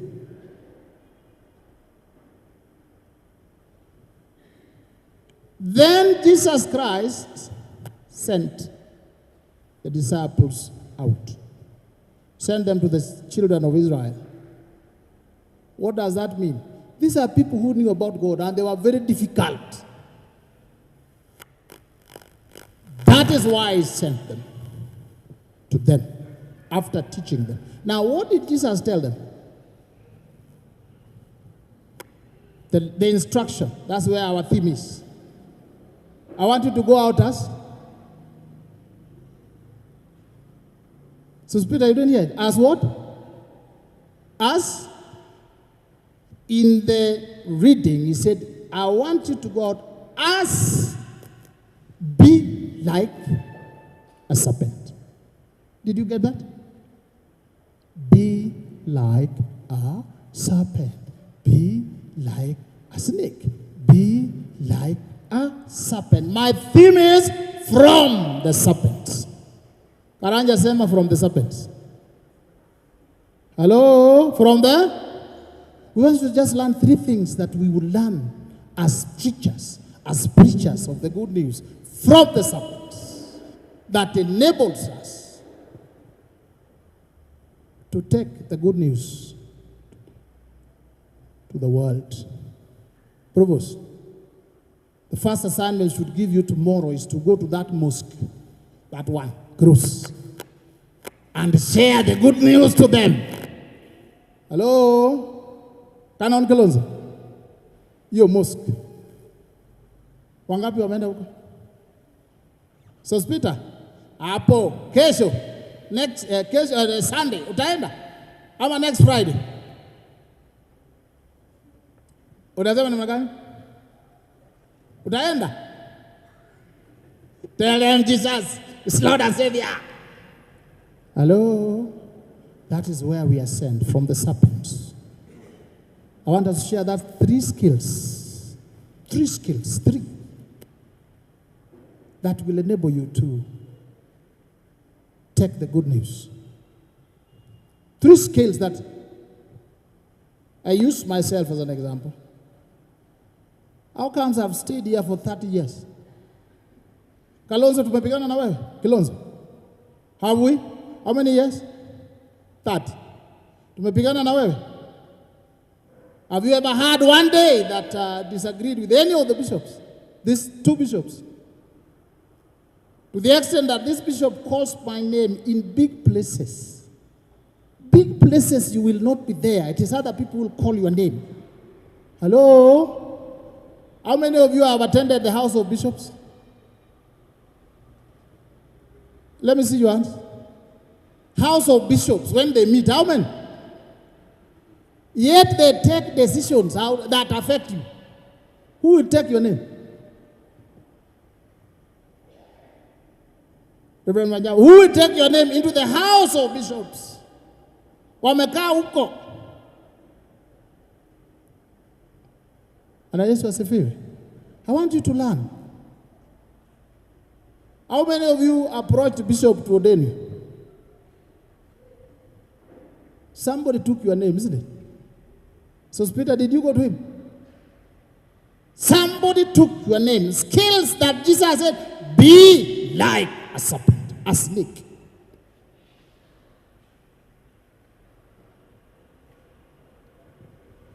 So, Reverend Dan, number 1. You know a bit of snakes? I know ladies fear snakes. Can you name some of the characteristics of snakes? Quickly. Yes, says yes. They hiss, yes. They bite. Another one? They are coming. Snakes and snakes. What's the characteristic of snakes? Ziko nyingi hapo kwamba. They camouflage. One of the characteristics of snakes that God wants you to have if you are going to address the high and mighty is the ability to adapt. Adaptability. Hello? Ability to adapt. Do you agree? A snake on land can go into the water. True or false? But I'm trying to teach you these things because the children of the world, they know these things. They do them. As a businessman, I don't go for a business meeting in a collar. I don't start by saying, praise the Lord. They'll tell you, Bwana Weda, peleka hiyo kuanglikana huko. Hello? Bwana Yesu asifiwe. Adaptability. Despite all the odds, I'm sure if you are told a snake is here, what are we going to do?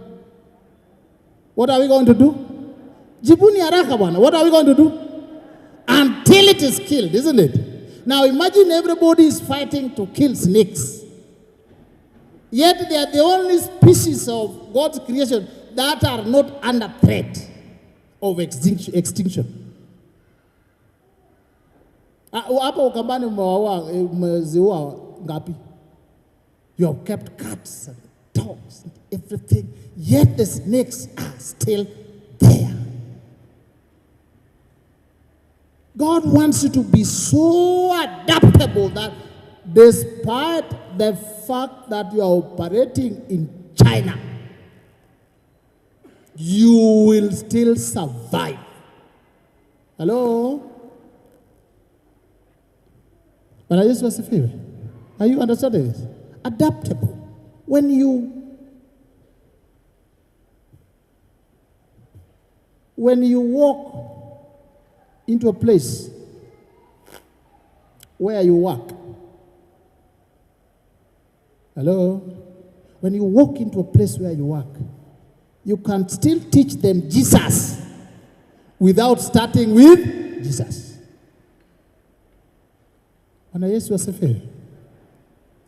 You can still teach them Jesus without saying, I was born, I was saved 30 years ago. So that you make other people feel bad. Somebody who saved a year ago and you were saved 30 years ago, they feel very bad. When Yesu asifiwe.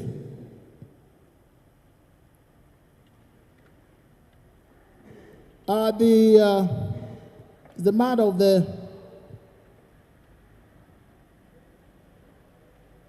you are aware that snakes are spread everywhere. True or false? And they do not take or defend territory. This is what our Lord Jesus Christ wants us, the pastor of today, to be very adaptable. When you walk to a high school, it's different from when you walk to a women's group. Hello? It is different from when you walk into a seminar. It's different from when you walk into a conference. Yet you are still the same person. So, Peter, can you open the 1 Corinthians 9 so that we see what Paul is telling you?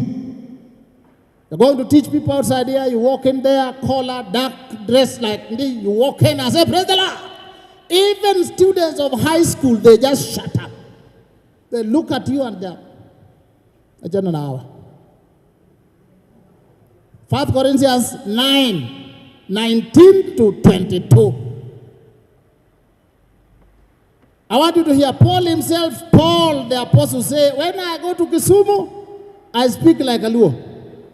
When I reach Kiambu, kama Kikuyu. When I go to Masaku, hello? Na Yesu asifiwe. Read it for them.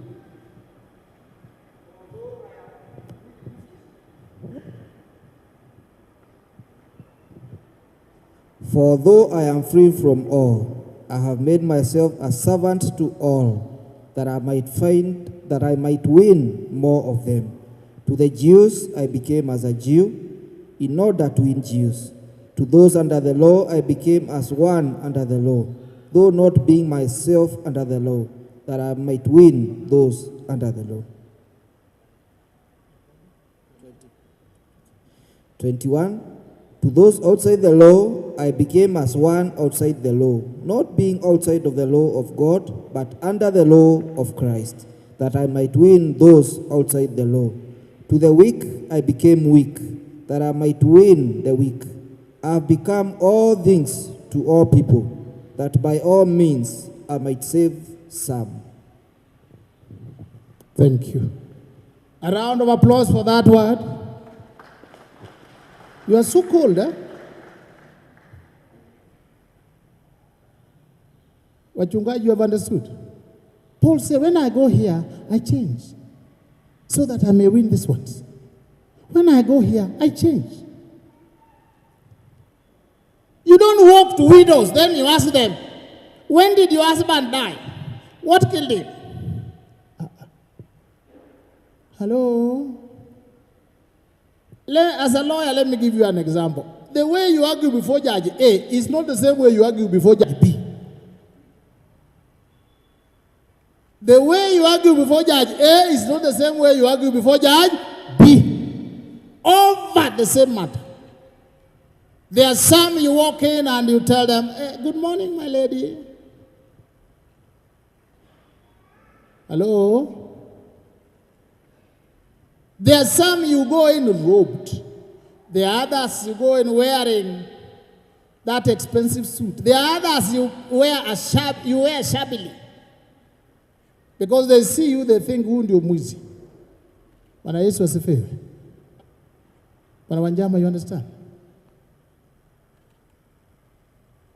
So when each one of us also preaches differently, it is still for the same goal. Tumekubaliana? Ukienda kwa wazungu, Karanja, usipeleke Ujaluoni huko ama Kikuyu huko. They will shout. If they are twanging, learn to twang quickly. So, Peter. Number 2, I'm just about to finish. How many of you know that snakes mutate? How many know? They mutate. They renew themselves. So the next thing you are going to do, if you are going to live in this world, is to something called self-renewal. Self-renewal.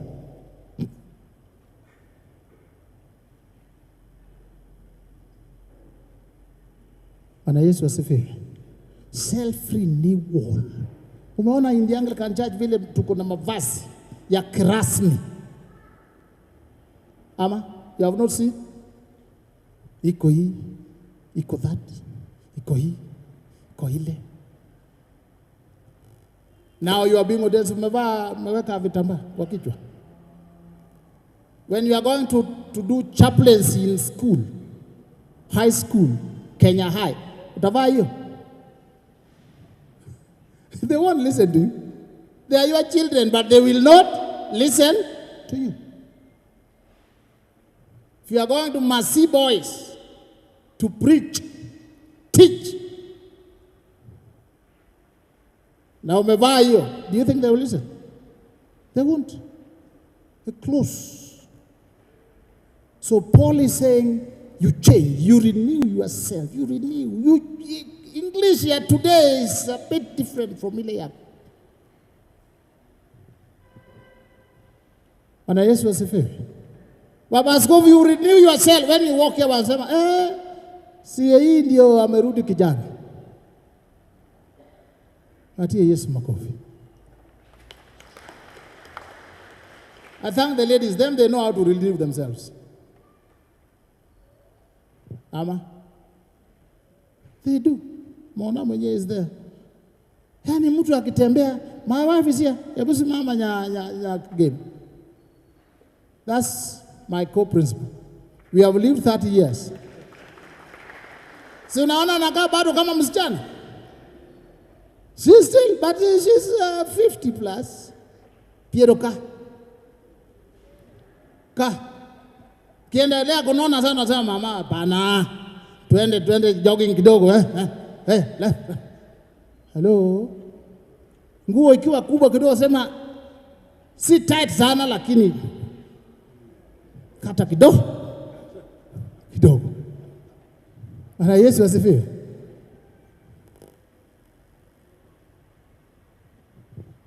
Are you hearing me, the children of God? Hata nyinyi? You renew yourself. You want our pastors, you go out. Canon Florence. You renew yourself vile unakaa. Ona vile Josephine anakaa. Msichana wa high school.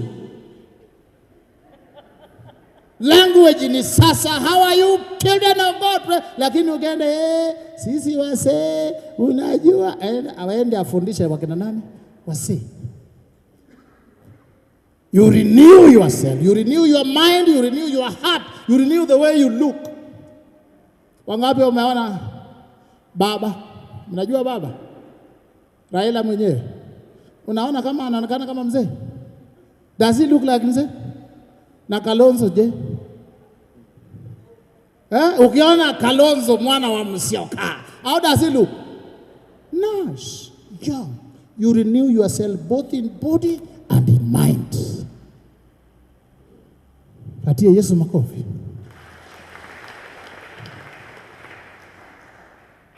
You don't go around in the same cassock. Hati hii ndio cassock niliodeniwa naye. Hii. It has turned brown. Hii ndio niliodeniwa naye. I have sentiments with it. Don't have sentiments na nguo. Ukikula kuku ya parish unaona kidogo, unasona ile imenona kidogo. Ukirudi chini, unasona ile imefanya nini?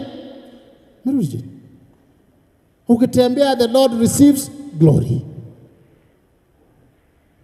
Patie Yesu makofi.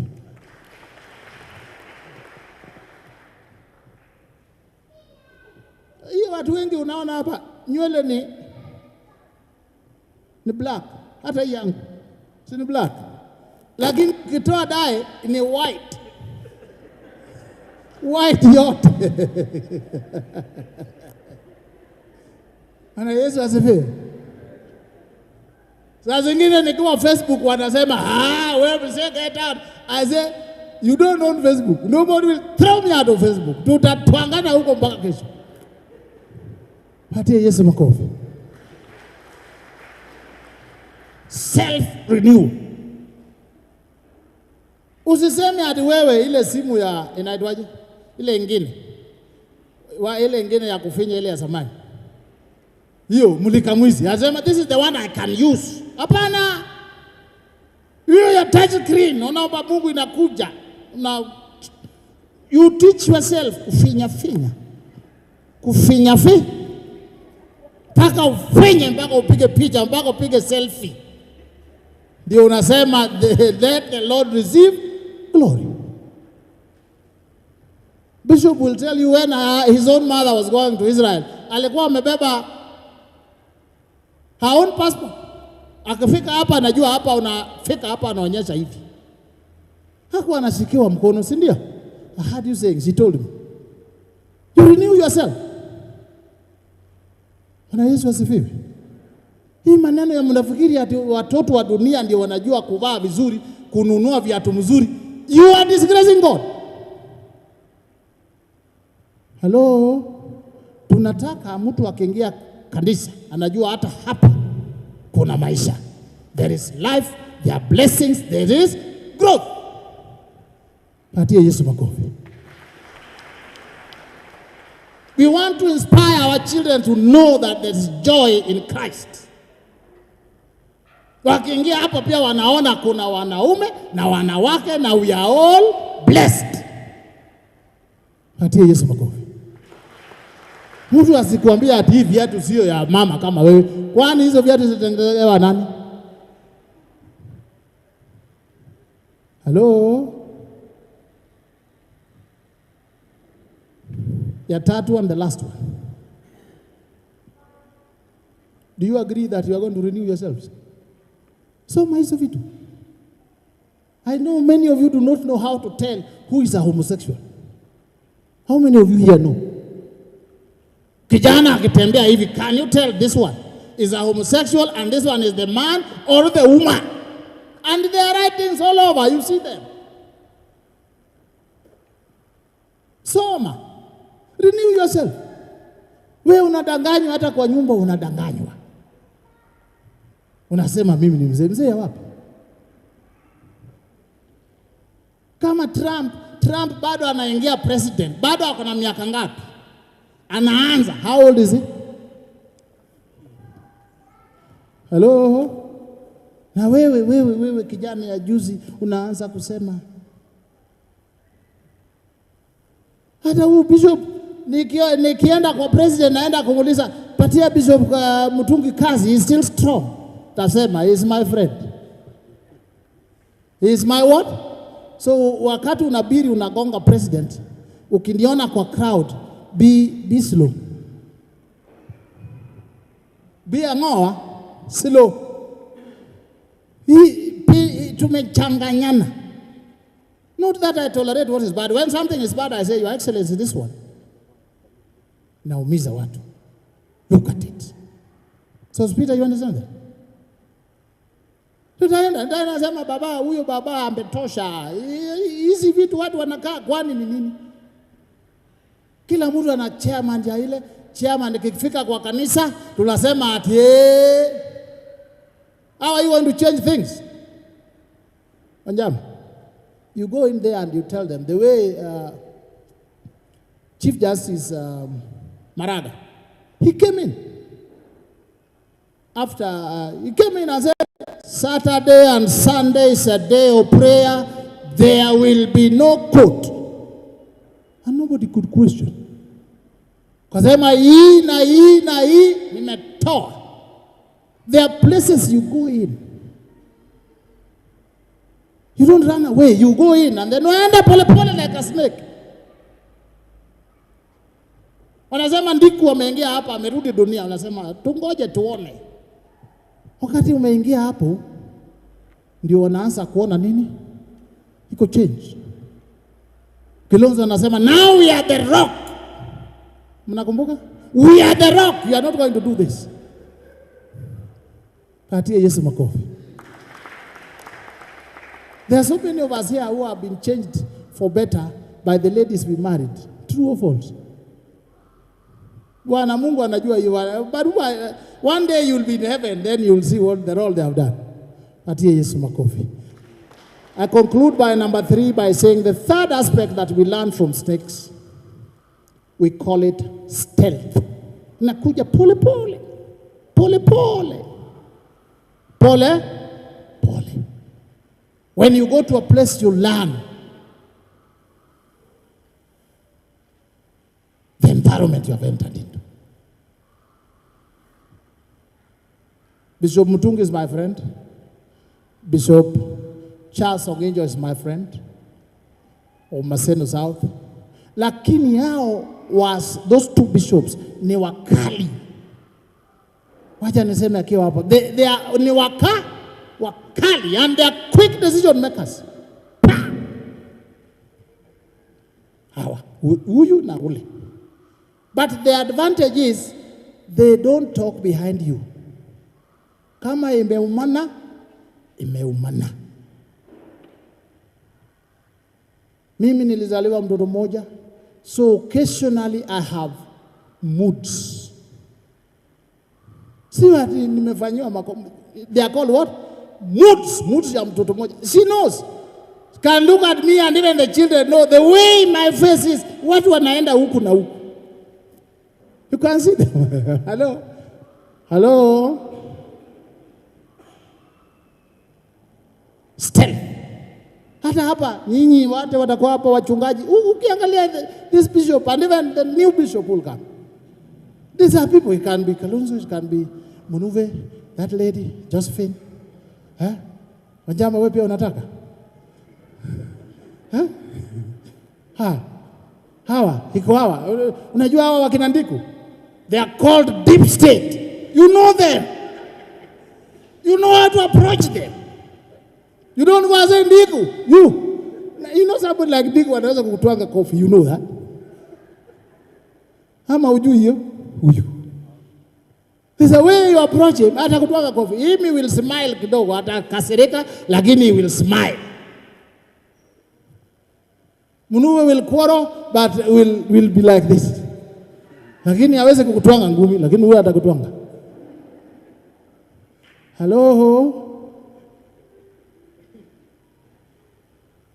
Canon Florence will quarrel. Mtu ananimaliza huya.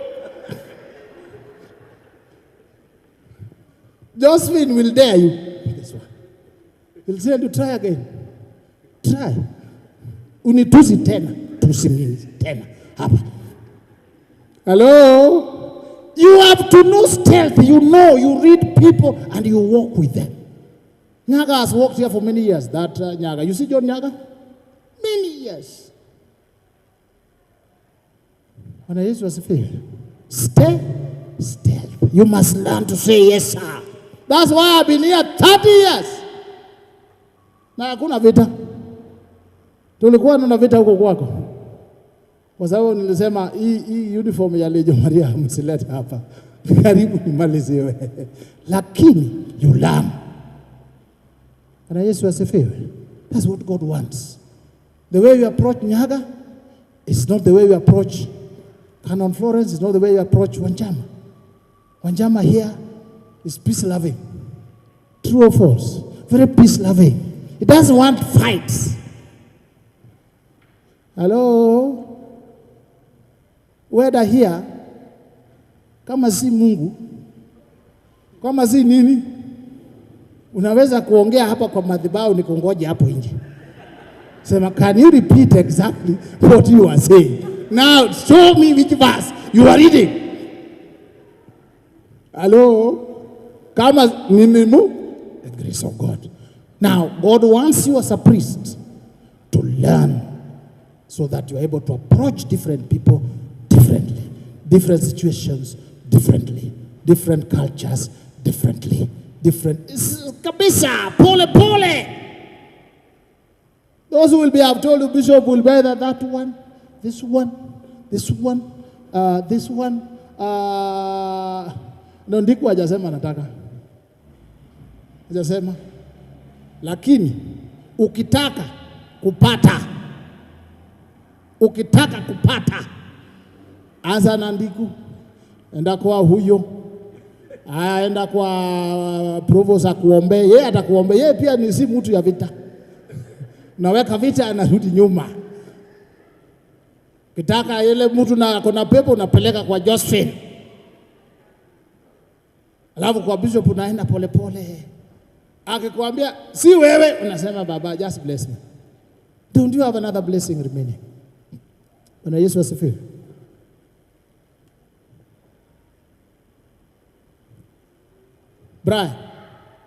Brian pia ni mtu ya hataki vita. Hataki nini? Ukiona Jaluo hataki vita, thank you God.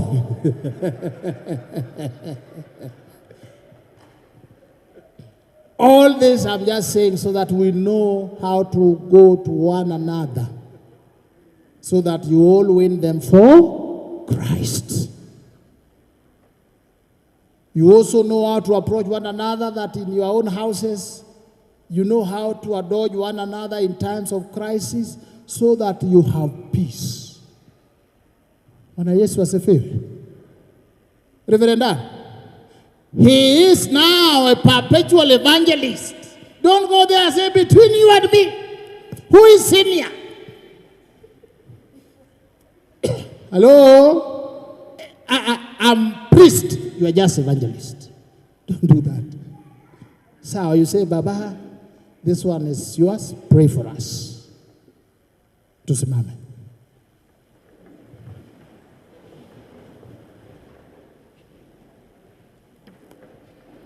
Let us pray. Our Father, our God, our King Jehovah, we thank you. By your word, you say that in the multitude of words, sin is not lacking. Whatever we have said that is not in consonance with your word, Lord, forgive us. What we have said that is good, let it grow in our hearts and make us be like trees planted by the rivers of water. Lord, bless those who are being ordained today. Continue remembering our Bishop Joseph and Mama. Give them long, cherished life, mighty Father. Bless them in a special way. Cover them with the blood of the Lamb. Anybody they may have wronged in the course of doing work, Jehovah, we ask for their forgiveness. And we are saying, bless them, O Lord. Be with them. Give them health, long life, and glory. Bless the new priests, O Lord. Walk ahead of them.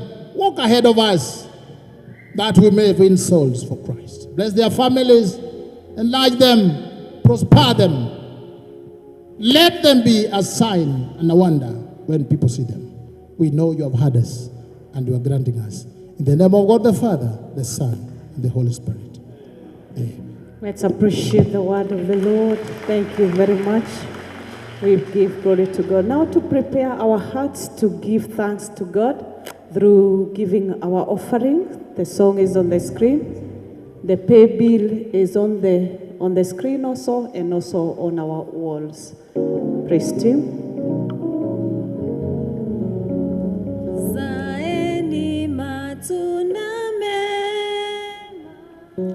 Zaeni matunda mema, zaeni yenye baraka, zaeni ya heri. Bwana akiyapokea, yatabarikiwa vema. Zaeni matunda mema, zaeni ya heri. Safisha mwenendo wako, safisha matendo yako, safisha maneno yako, safisheni yote. Bwana akiyapokea, yatabarikiwa vema. Zaeni matunda mema, zaeni ya heri. Zaeni yampendezayo, yanayopendeza Mungu. Zaeni katika neema, zaeni ya heri. Bwana akiyapokea, yatabarikiwa vema. Zaeni matunda mema, zaeni ya heri. Fanyeni kazi ya Mungu, fanyeni na furaha. Bwana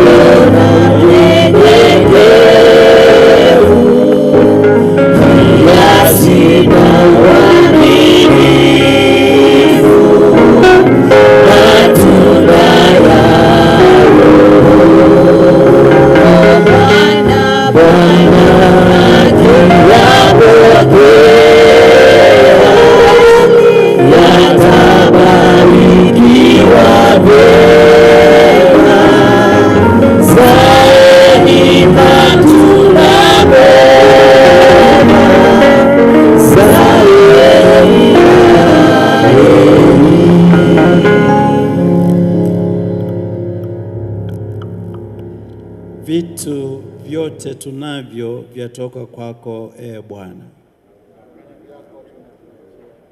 Tunakushukuru Mungu na tunakuomba ukapokee sadaka yetu kutoka mioyoni mwetu, ukaifanye kuwa manukato ambayo inakubalika, na ikawe ni sadaka ya upendo, sadaka ya neema, na Mungu katunyunyizie hata baraka zako.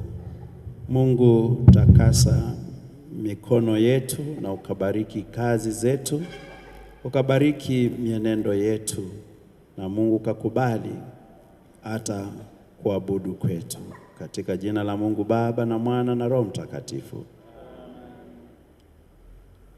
Watu wanaweza kuketi, and then we continue with the program.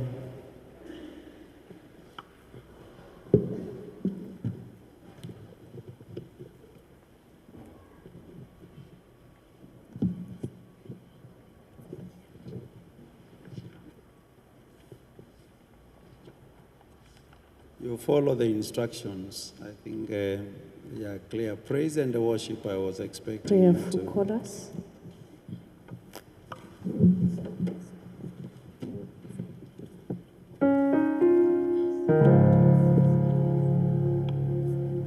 Ainuliwe Bwana wa mabwana, Yahweh ametenda mema.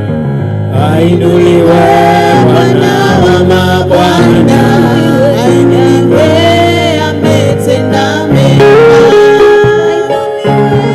Bwana wa mabwana, Yahweh ametenda mema.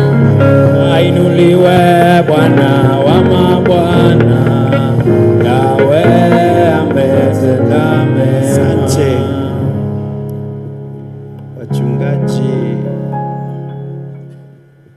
Wachungaji wa diocese mkuje, na kama kuna wachungaji wengine wa Kianglikana ambao wametutembelea, ambao tunawafahamu msimamo wao. Kuna wengine wamefukuzwa, hatutaki wale wamefukuzwa. You can only be here if you are of good standing with your diocese. Are you one of them?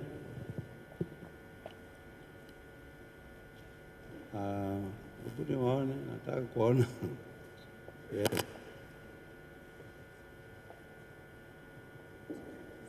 Unatoka diocese gani? Marsabit. All right. Yeah. Tunakuanga na mabarua zenu kama mmetoroka. All right. Asante.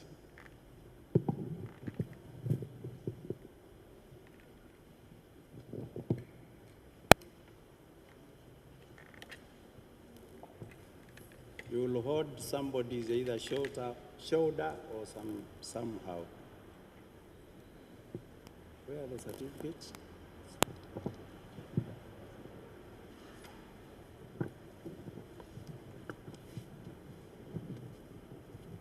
Reverend Joshua Kiara Mwangi, may the Holy Spirit stir up the gift of God that is in you for the ministry to which He has called you. May He equip you with all wisdom, strength, and power necessary for the execution of the duties pertaining to the priesthood. In the name of God the Father, Son, and the Holy Spirit. Reverend Joshua, receive the Holy Scriptures. This is the authority given to you this day to rebuke, to strengthen, to encourage and to comfort God's people, and then proclaim in season and out of season the good news of the kingdom. Reverend Joshua Kiara, receive this license to authorize you to serve as a priest in the Diocese of Machakos and the Anglican Church of Kenya, in the name of God the Father, Son, and the Holy Spirit.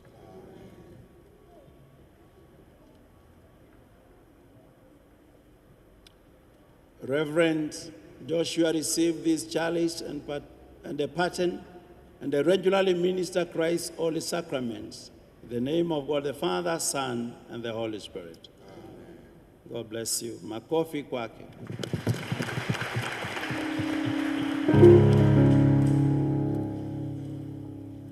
Twasema asante, twasema asante, twasema asante, ewe Mungu wangu. Reverend Aaron Kamau Maina, may the Holy Spirit stir up the gift of God that is in you for the ministry to which He has called you. May He equip you with all wisdom, strength, and the power necessary for the execution of the duties pertaining to the priesthood. In the name of God the Father, Son, and the Holy Spirit. Amen. Reverend Aaron, receive the Holy Scriptures. This is the authority given to you this day to rebuild, to strengthen, to encourage, and to comfort God's people, and to proclaim in season and out of season the good news of the kingdom. Reverend Aaron, receive this license to authorize you to serve as a priest in the Diocese of Machakos and the Anglican Church of Kenya. In the name of God the Father, Son, and the Holy Spirit.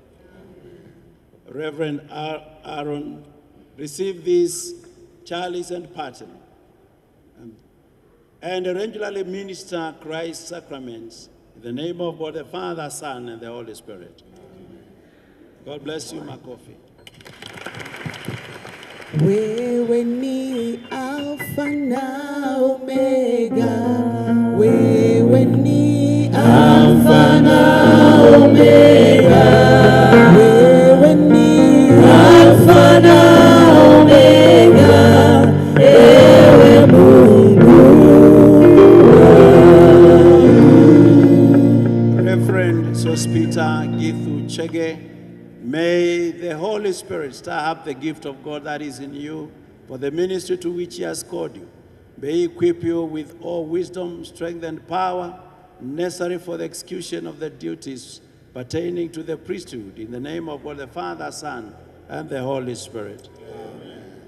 Reverend Sospita, receive the Holy Scriptures, and this is the authority given to you this day to rebuild, to strengthen, to encourage, and to comfort God's people, to proclaim in season and out of season the good news of the kingdom.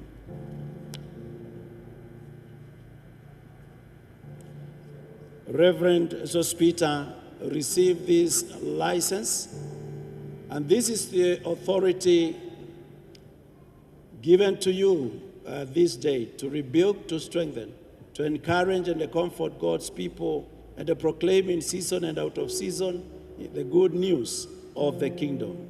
In the name of God the Father, Son, and the Holy Spirit. Reverend Sospita, receive this chalice and pattern, regularly minister Christ's sacraments. In the name of God the Father, Son, and the Holy Spirit. God bless you. Twasema asante, twasema asante, twasema asante,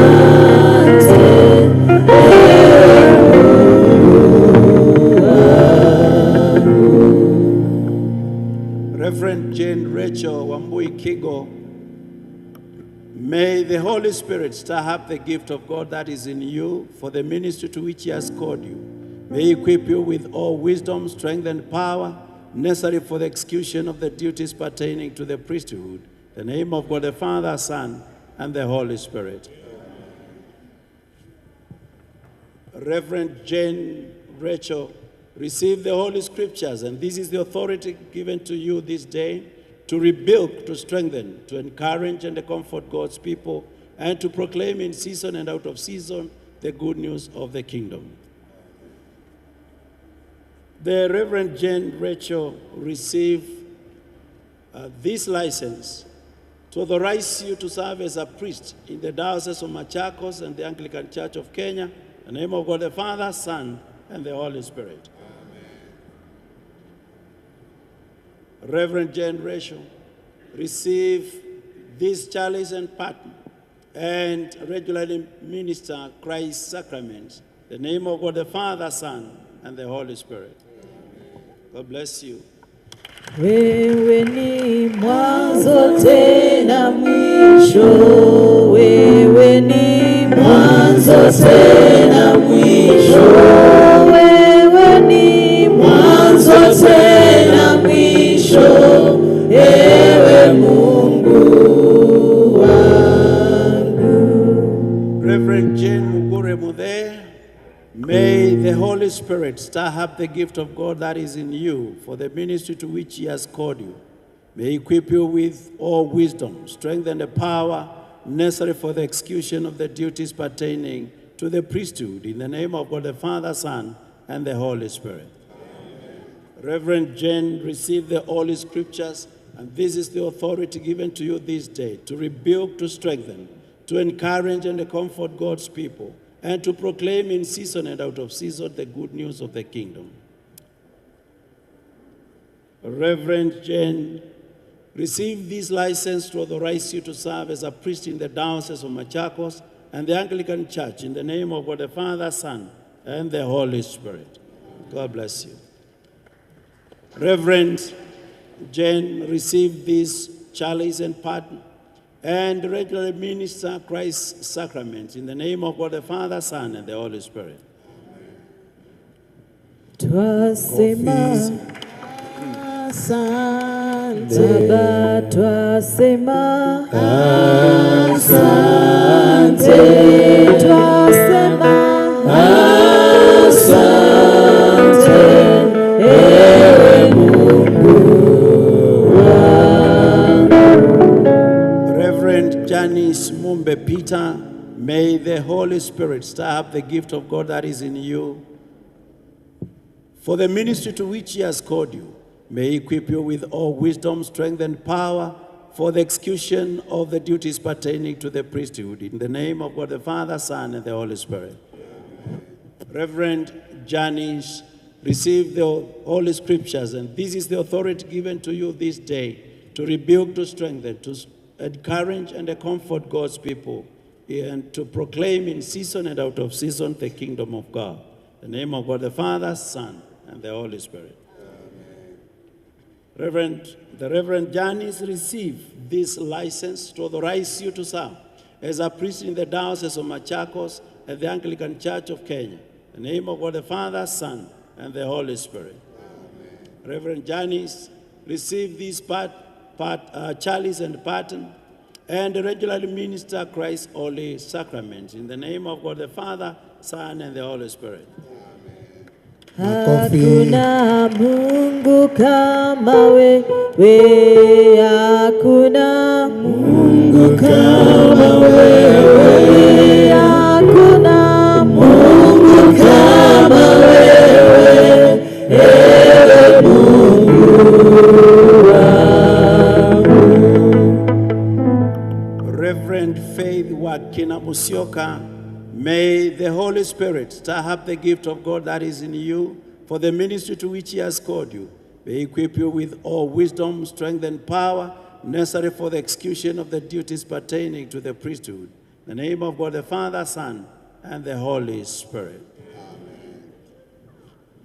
Reverend Faith, receive the Holy Scriptures, and this is the authority given to you this day to rebuke, to strengthen, to encourage, and to comfort God's people, to proclaim in season and out of season the good news of the kingdom. In the name of God the Father, Son, and the Holy Spirit. Amen. The Reverend Faith, receive this license to authorize you to serve as a priest in the Diocese of Machakos and in the Anglican Church of Kenya. In the name of God the Father, Son, and the Holy Spirit. Amen. Reverend Faith, receive this chalice and paten, and regularly minister Christ's holy sacraments. In the name of God the Father, Son, and the Holy Spirit. Makofi. Twasema asante.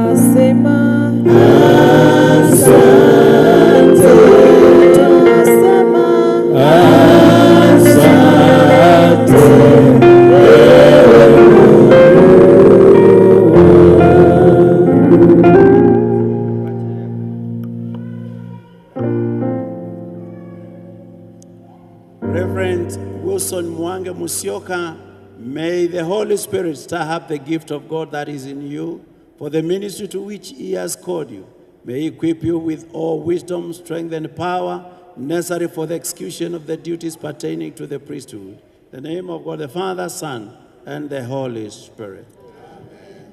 Amen. Reverend Wilson received the Holy Scriptures, and this is the authority given to you this day to build, to strengthen, to encourage, and to comfort God's people, and to proclaim in season and out of season the good news of the kingdom. In the name of God the Father, Son, and the Holy Spirit.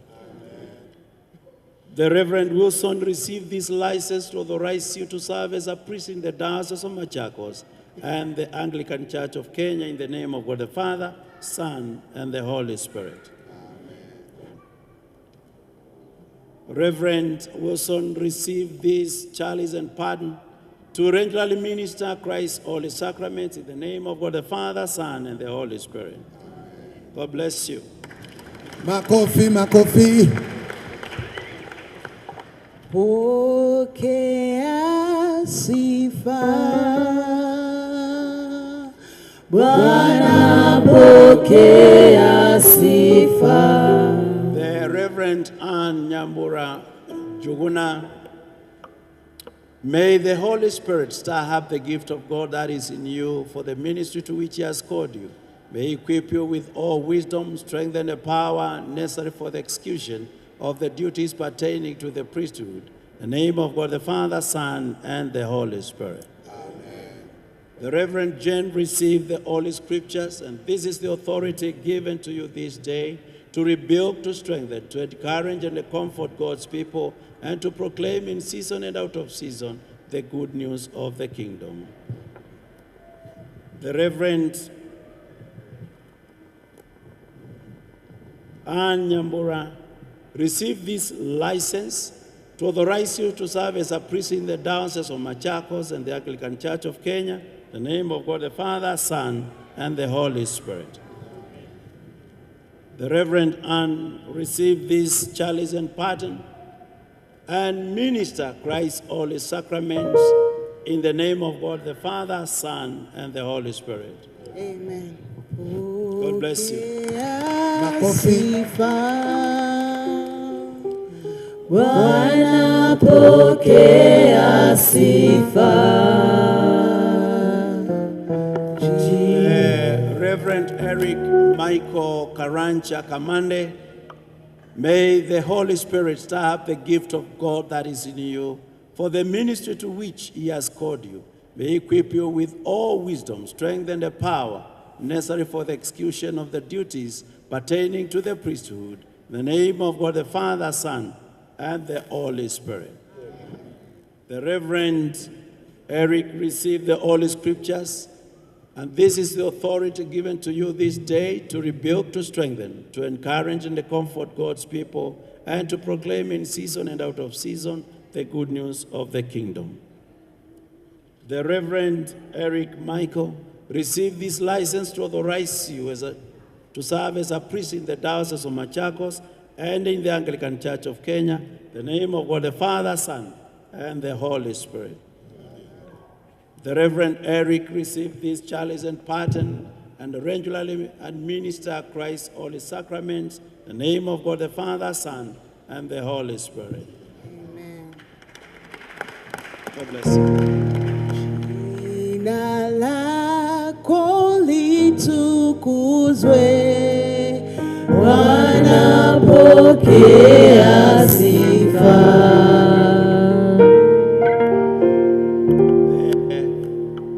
Reverend Esther Wangui Muriuki Kibuga, may the Holy Spirit stir up the gift of God that is in you for the ministry to which He has called you. May He equip you with all wisdom, strength, and the power necessary for the execution of the duties pertaining to the priesthood. In the name of God the Father, Son, and the Holy Spirit. Reverend Esther received the Holy Scriptures, and this is the authority given to you this day to rebuke, to strengthen, to encourage, and to comfort God's people, and to proclaim in season and out of season the good news of the kingdom. The Reverend Esther receive this license to authorize you to serve as a priest in the Diocese of Machakos and in the Anglican Church of Kenya, in the name of God the Father, Son, and the Holy Spirit.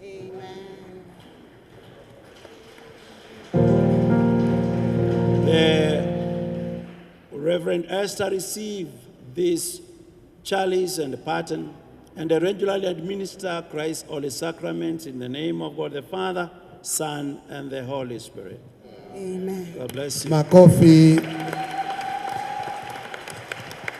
Habari njema, raha yangu.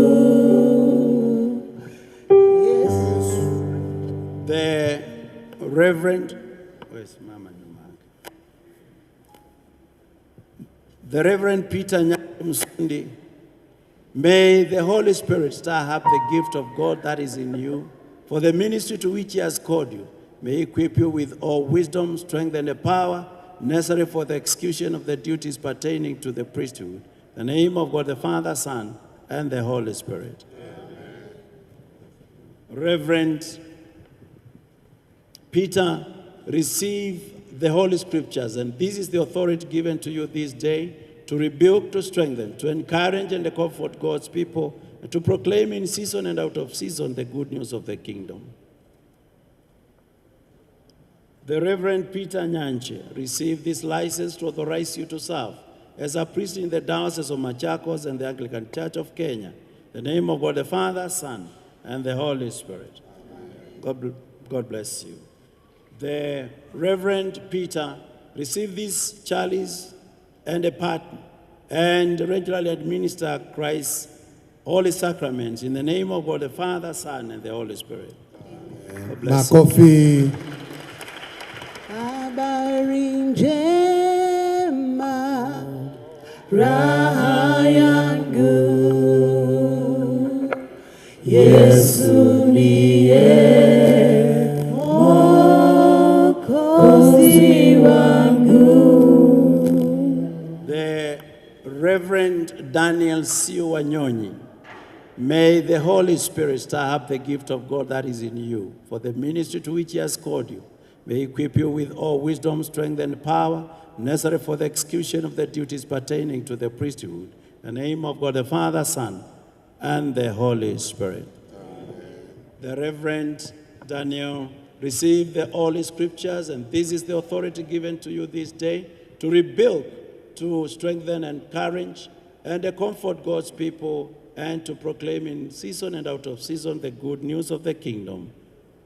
The Reverend Daniel received this license, and this is the authority given to you this day to rebuild, to strengthen. Receive this license to authorize you to serve as a priest in the Diocese of Machakos and the Anglican Church of Kenya, in the name of God the Father, Son, and the Holy Spirit. Amen. The Reverend Daniel received this chalice and pardon to regularly administer Christ's Holy Sacraments, in the name of God the Father, Son, and the Holy Spirit. Amen. God bless you. Makofi, makofi, makofi mazuri.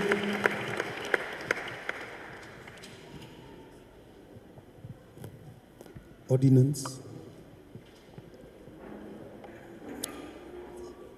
They already ordained priests now.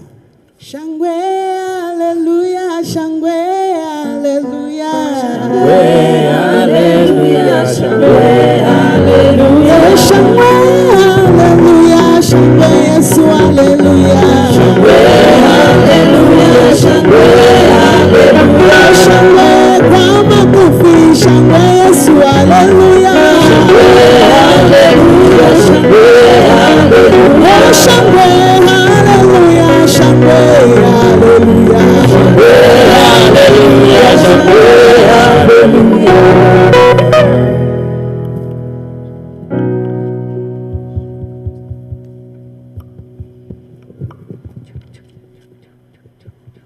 The newly ordained priests, I anoint you in the name of the anointed, Jesus Christ, the Messiah, that He may strengthen, renew and grant you God's wisdom in your ministry. In the name of God the Father, the Son, and the Holy Spirit.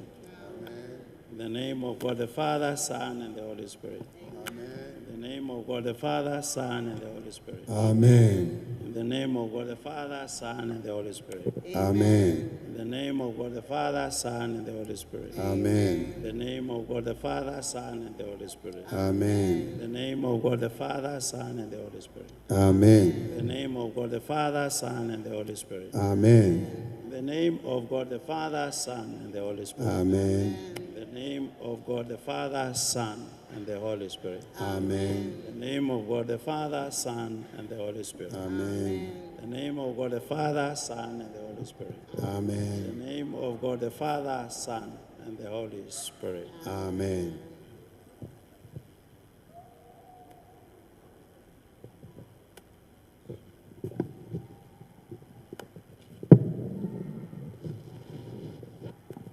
Spirit of the living God, descend upon these your servants, as you did to the apostles in the day of Pentecost. Set their hearts aflame for the mission to which you have called them. May they serve faithfully, zealously, and courageously at all times. Grant this for the sake of Jesus Christ, our Savior and our mediator. Amen. We can rise up.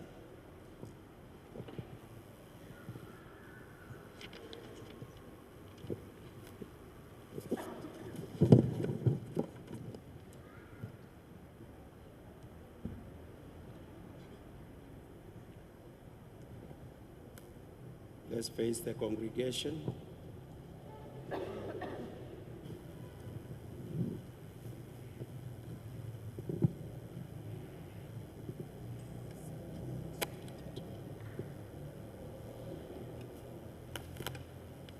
Tusimame watu wa Mungu.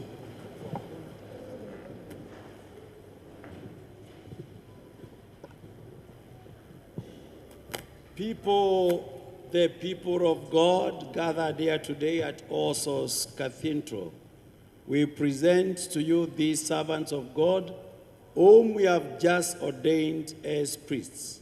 Will you support and uphold them in their ministry? Tuwapigie makofi basi. Basi na tuketi na wachungaji wabaki wakisimama, wale wetu na the Anglican priests, clergy of this diocese. We present to you these newly ordained priests. Do you receive them into your fellowship? Haya, tuwapigie makofi nyinyi. Will you encourage them in their ministry? Basi, I think Wakristo nafikiri ni wamewauliza na kila mtu. And therefore we want to take this time tukuje tuwasalimie, tukianza na wachungaji wale ambao tuko na Wakristo wale wengine waje wasalimie, na tukifanya hivyo itakuwa ni baraka kwa na short time, tukiongozwa na choruses by the praise and the worship team. Tutaanza na the clergy as you greet them. Shangwe, hallelujah, shangwe, hallelujah. Shangwe, hallelujah, shangwe, hallelujah. Oh, shangwe, hallelujah, shangwe, hallelujah. Shangwe, hallelujah, shangwe, hallelujah. Oh, shangwe, kwa makofi, shangwe, Yesu, hallelujah. Shangwe, hallelujah, shangwe, hallelujah. Oh, shangwe, hallelujah, shangwe, Yesu, hallelujah. Shangwe, hallelujah, shangwe, hallelujah. Oh, shangwe, kila mtu, shangwe, Yesu, hallelujah.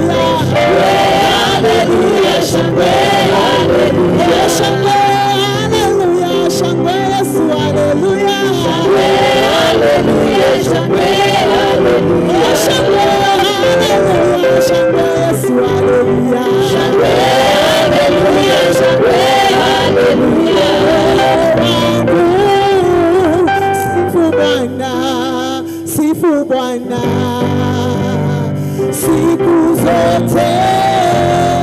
Haleluya, haleluya. Imba, imba, imba, imba.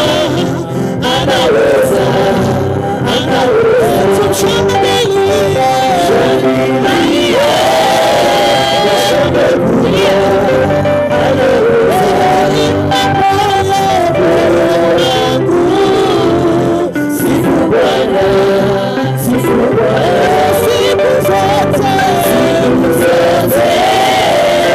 Haleluya, haleluya. Imba, imba, imba, imba.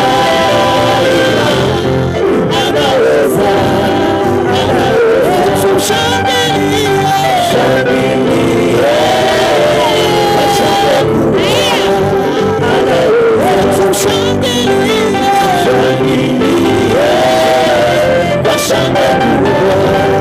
Haleluya.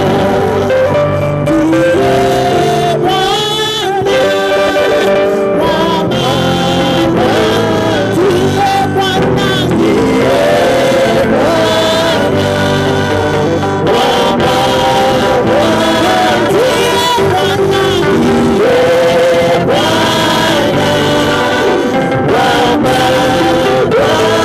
Shangilia, shangilia, ametenda mema Yesu Bwana, mfalme wa ajabu ameshinda kifo na mauti, atawala milele amina.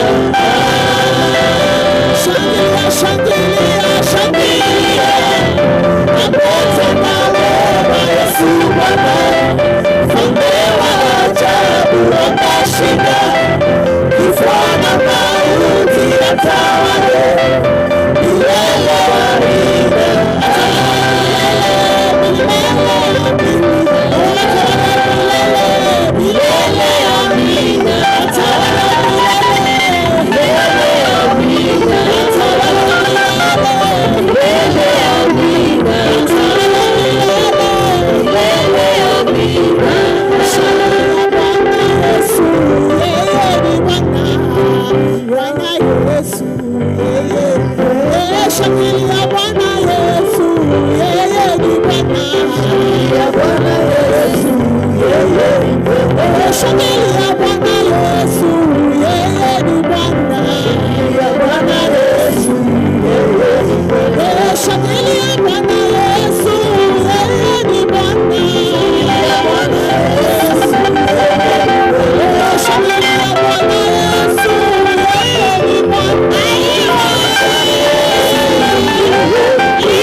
shangilia Bwana Yesu, yeye ni Bwana. Shangilia Bwana Yesu, yeye ni Bwana.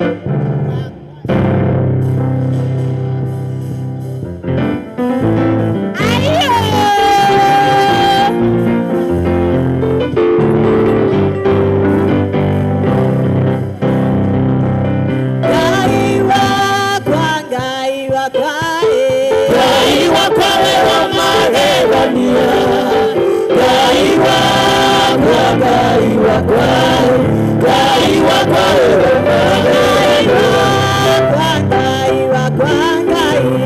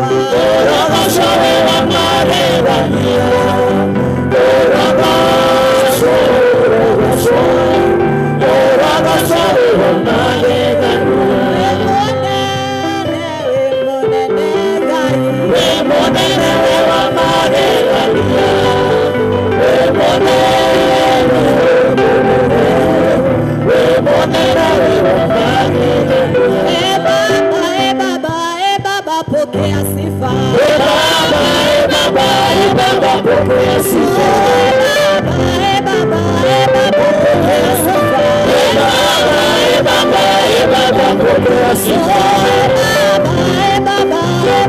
Pokea sifa. Pokea sifa. Twakuabudu Baba, pokea sifa. Pokea sifa. Baba, tunakupenda Baba, pokea sifa. Pokea sifa. Pokea sifa. Pokea sifa. Pokea sifa. Pokea sifa.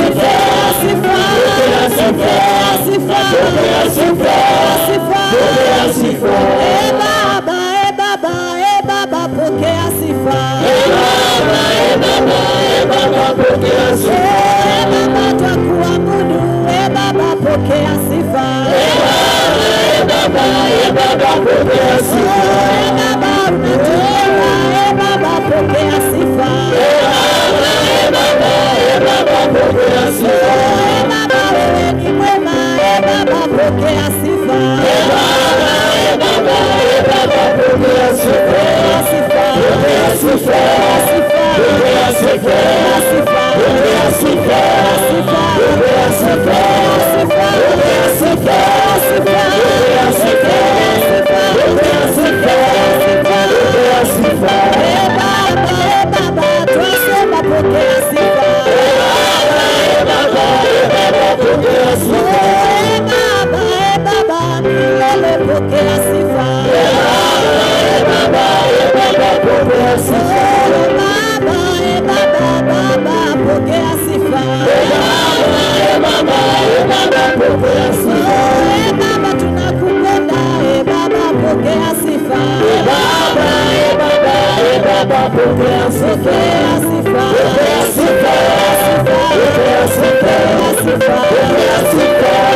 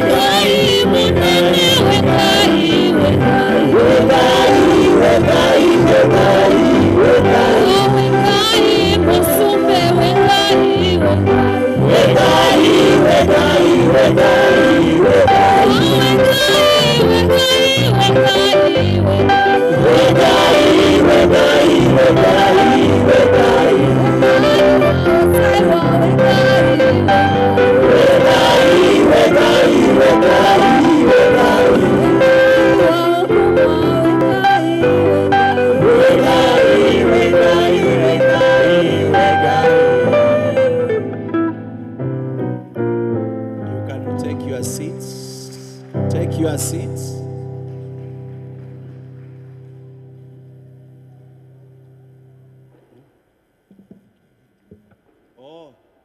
Just come. I'm told there are seats on this side you can enjoy today. You pick your things and come up.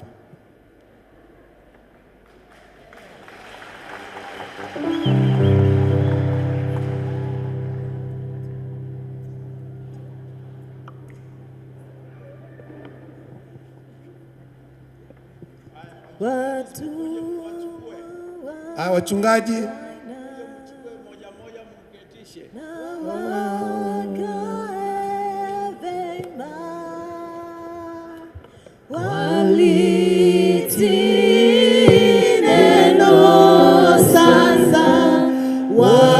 Wakeshe daima, imba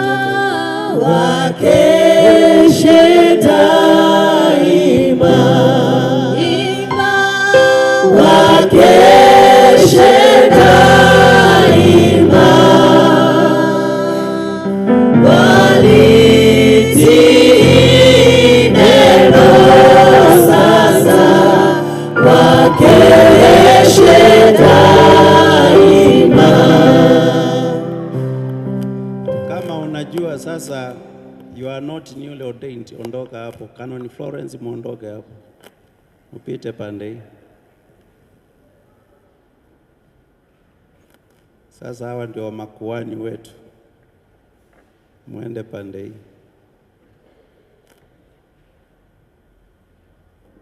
They were meant, hata wewe wachama pita pande hii.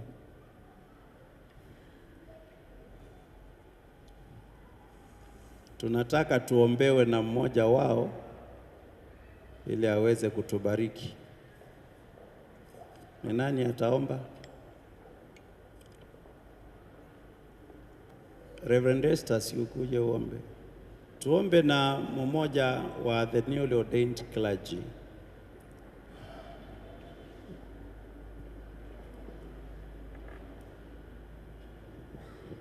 Let us believe and pray. Our Heavenly Father, we are humbled in your presence this time, Lord, to thank you, to give you honor, to give you praise, to just raise you up, oh God, in thankful hearts, oh God. Thank you for your goodness and your faithfulness upon all our lives, oh God. And we want to most sincerely thank you, Lord, for giving us an opportunity to serve in this wonderful diocese. We want to thank you, Lord, for the leadership of our Father Bishop. We want to thank you, Lord, for the leadership from all the clergy of this diocese. We want to thank you, Lord, for an opportunity for each of us to serve in your vineyard.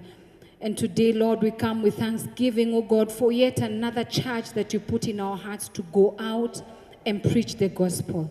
And God, as we present ourselves to you, what we pray, oh God, is that because you're the one that calls and qualifies, that for all of us, whatever you may find within us that needs to be raised for the standard that you're setting in this diocese, Lord, that you may continue to raise it inside of us.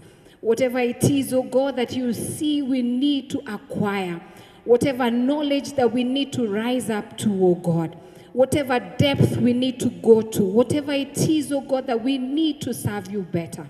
We pray, oh Father, that you may give it to us. And in the near anointing that you bestowed on us today, we pray, oh God, for your blessing upon this diocese, your blessing upon all the clergy, your blessing upon our bishop, your blessing upon all their families, oh God, your blessing upon everything that concerns them. And God, I know your anointing breaks yokes, oh God. So be there anything, Lord, that they have inside of them, oh God, that needs to be broken. We speak that it will be broken today in Jesus' name. Whatever needs to be built up inside of them, I speak uplifting in the name of Jesus. Whatever they have in their hearts as needs, O King of Glory, in your vineyard, O King of Glory, whatever they feel deficient in, I pray that you bestow upon them, pressed down, shaken together, and running over. And I pray as they leave this place today, that they will go away knowing that they have encountered you and they serve in the renewal of your spirit. We thank you and we honor you. And we pray, oh God, because your blessing addeth no sorrow, Lord, that Father, no sorrow will follow these ones, oh God. Whatever the enemy had set for them as a trap for them to fall in, I declare that it is destroyed by the power of the name of Jesus. And I pray that these ones, Lord, because they are blessed of you, that wherever they go, they will bear the mark of the blessing of the Lord Jesus himself. You're blessed, and beyond anything that we have spoken today, there can never be anything else, because the people that God blesses, no one can curse. We thank you and we honor you, dear Jesus, and we surrender ourselves fully to you in the name of the Father, the Son, and the Holy Spirit. Amen.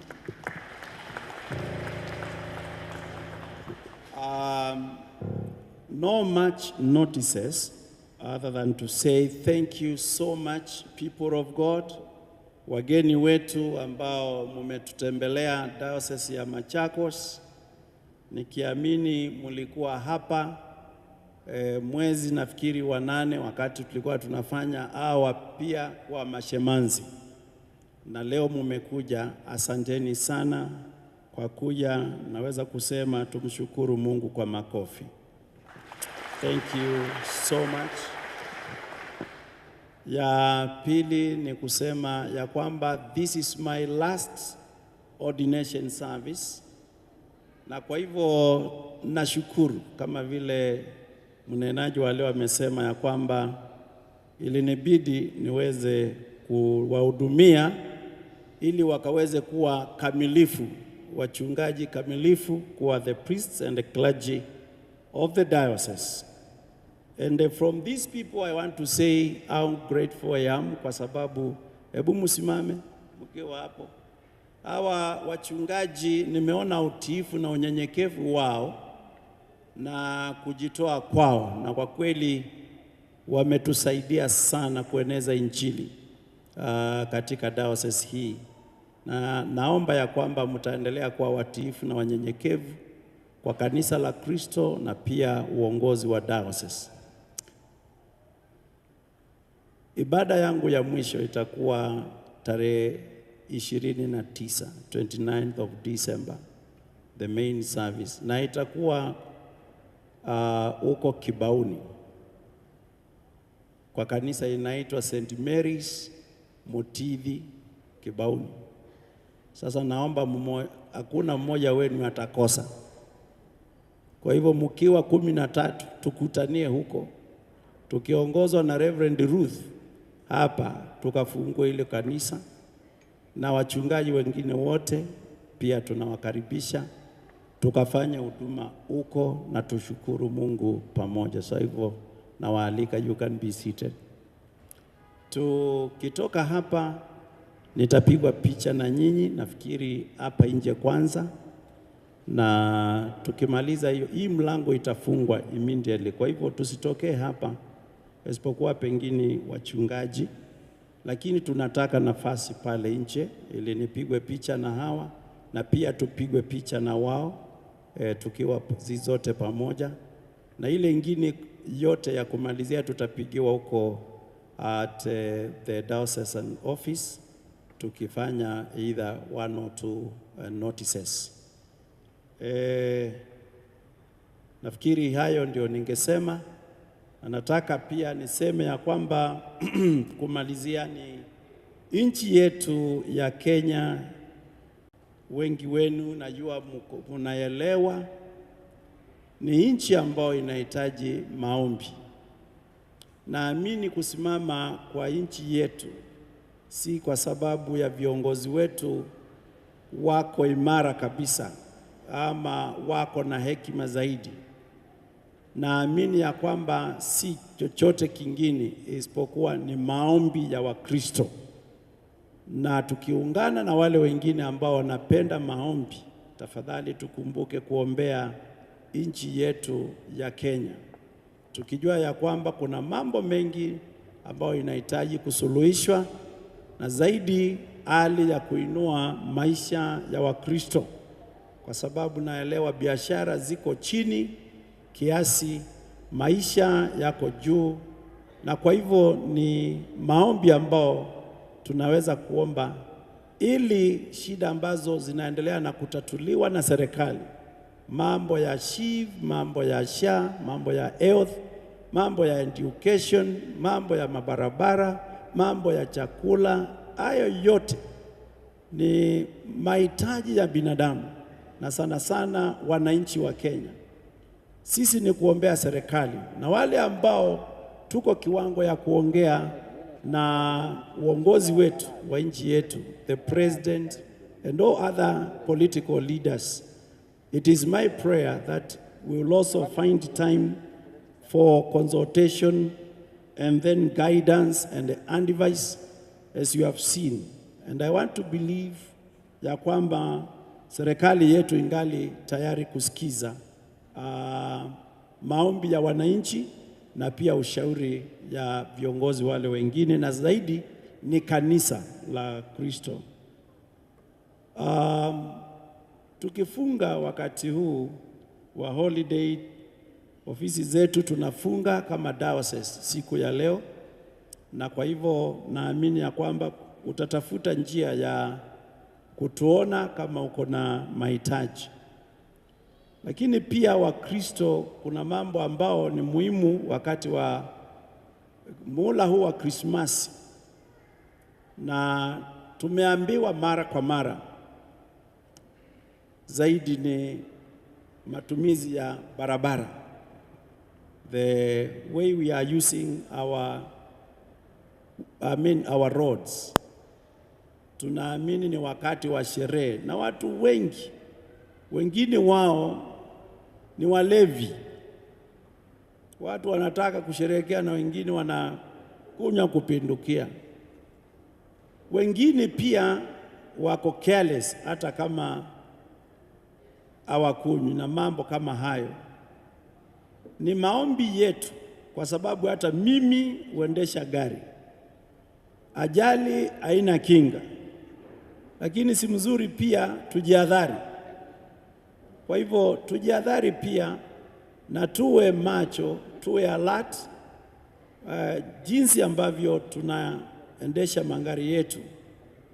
Na speed nafikiri ni moja inachangia sana mambo ya ajali. Kwa hivyo wale ambao tunaendesha magari speed, ujue kuna wengine wanaendesha speed wakati kama huu kuliko, na ni lazima tuheshimiane upande huo wa speed. Kanisa tunasherehekea Christmas, na Christmas is service to God, ya kwamba Yesu mwenyewe ni yeye alijitokezea akitumwa, Mungu mwenyewe akakuja humu duniani akawe na sisi. Na kwa hivyo ni wakati wa kukumbuka the time God has brought salvation to each one of us, to be grateful to God. Kweli tusherekee kwa chakula na matembezi na kufurahia pamoja na jamii na marafiki zetu, lakini muhimu ni kwamba tarehe 25 ni sisi tunaenda kanisani na kutoa ile sandaka ya kushukuru Mungu zaidi ya kwamba yeye ni Mwokozi katika maisha yetu. Hakuna furaha ingine ya kuwa na amani ukijua ya kwamba Mungu anakupenda na anakupenda katika ulimwengu huu, na zaidi ametupatia zawadi ya maisha ya baadaye, maisha ya uzima wa milele. Na kwa hivyo naomba ya kwamba Wakristo tulio hapa tukumbuke, tusherehekee, si kama vile ulimwengu unasherehekea, lakini sisi kama sisi Wakristo ambao we want to thank God for what he has done. And I think with that we have done very well, I think on time, na ndio nikawapatia nafasi tusalimiane. Kila mmoja amesalimia yule vile alikuwa anataka, na tumemaliza. Nafikiri ni saa 7 hivi, hata haijafika. Na kwa hivyo now I wish you all the best, a Merry Christmas and a Happy New Year 2025.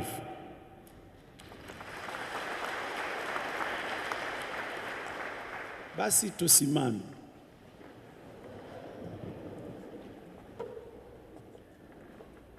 We wish you a Merry Christmas. We wish you a Merry Christmas and a Happy New Year. We wish you a Merry Christmas. We wish you a Merry Christmas. We wish you a Merry Christmas and a Happy New Year. Tidings we bring to you and my friends. We wish you a Merry Christmas and a Happy New Year. We wish you a Merry Christmas. We wish you a Merry Christmas. We wish you a Merry Christmas and a Happy New Year. Bwana Yesu asifiwe.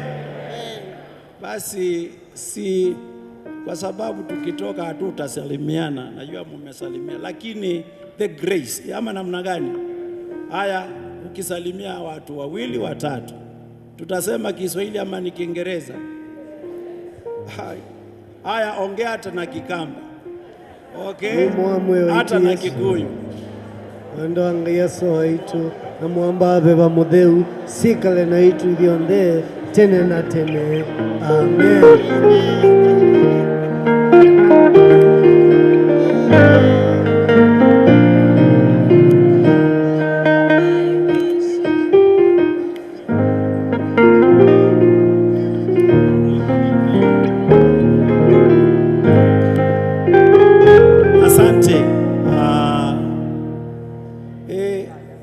Sasa nauliza, kuna mtu lazima aonekane kila wakati. The president of Mothers Union in this diocese.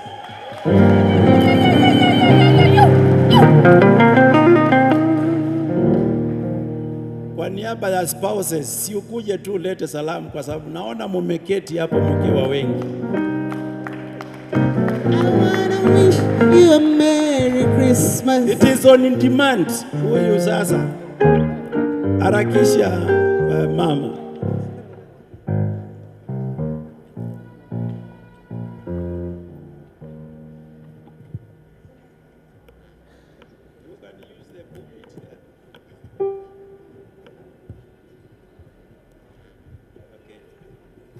Thank you, Father Bishop, with the clergy, canons, our speaker today, and all of us. Praise the Lord. My name is Elizabeth Kioko. I love the Lord as my personal Savior. I want to thank God this far. He has been with us. And thank you also for supporting us in the ministry. And also to say congratulations to the ordinance of today. May God bless you. I had a scripture that I wanted to read for all of us in Hebrews 10, 23, 24. And it says, let us hold unswervingly to the hope we profess. For he who promised is faithful. And let us consider how we may spur one another on toward love and good deeds. May God bless you as we continue serving. Each one of us has been called, and that's why you are here. So may God continue granting us that peace that he has given us as a diocese, and also to our visitors. Thank you for coming. We are grateful to see you, and you have come so that this ordination may be colorful as it is. So another time, you are most welcome to Machakos. God bless you all. Amen. Bwana Yesu asifiwe. Thank you, Lay Canon President. Sasa nimejulishwa there is a dedication song by the new priests. Tutawakubalia waimbe? Haya, tuketi basi, mkuje.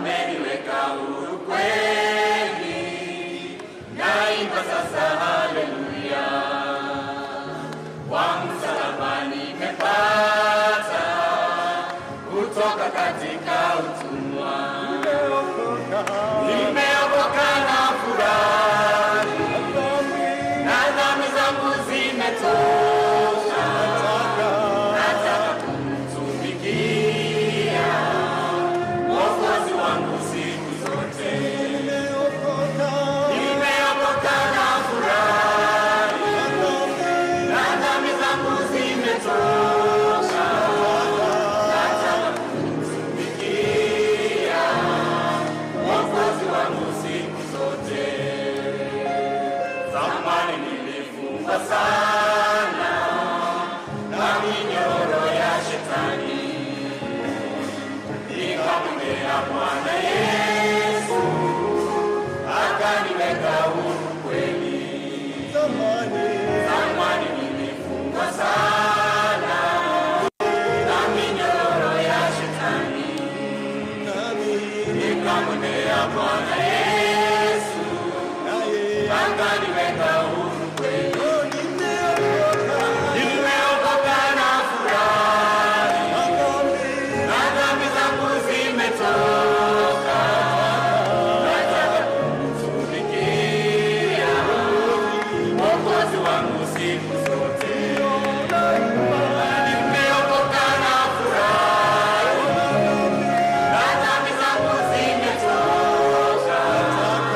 Nataka kumtumikia Mwokozi wangu siku zote. Neema kubwa nilipata kuacha njia ya mauti, na nguvu ya wokovu huo yanichukua siku zote.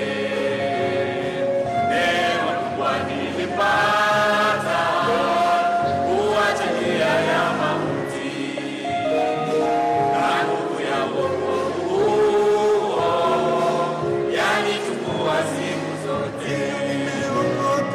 Nimeokoka na furahi, na dhambi zangu zimetoka.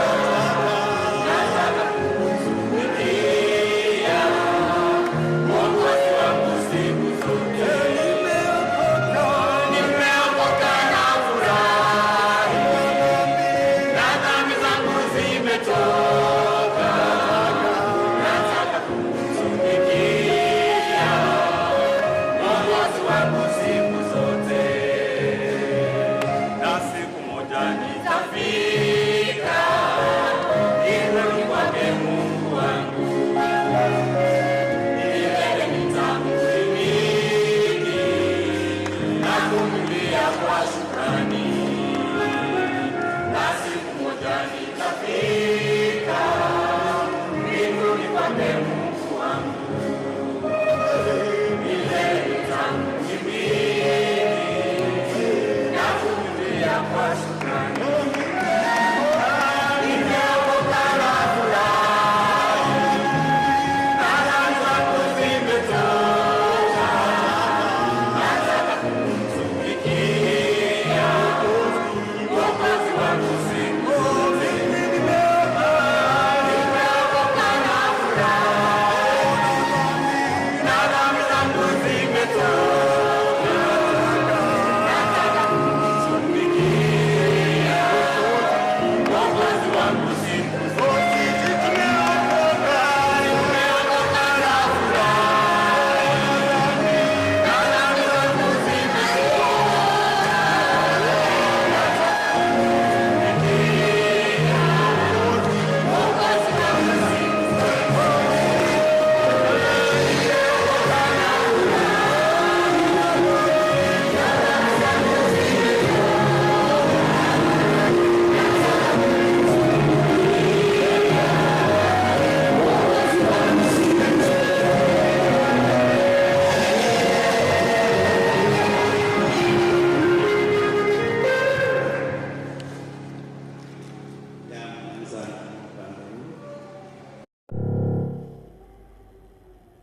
And now may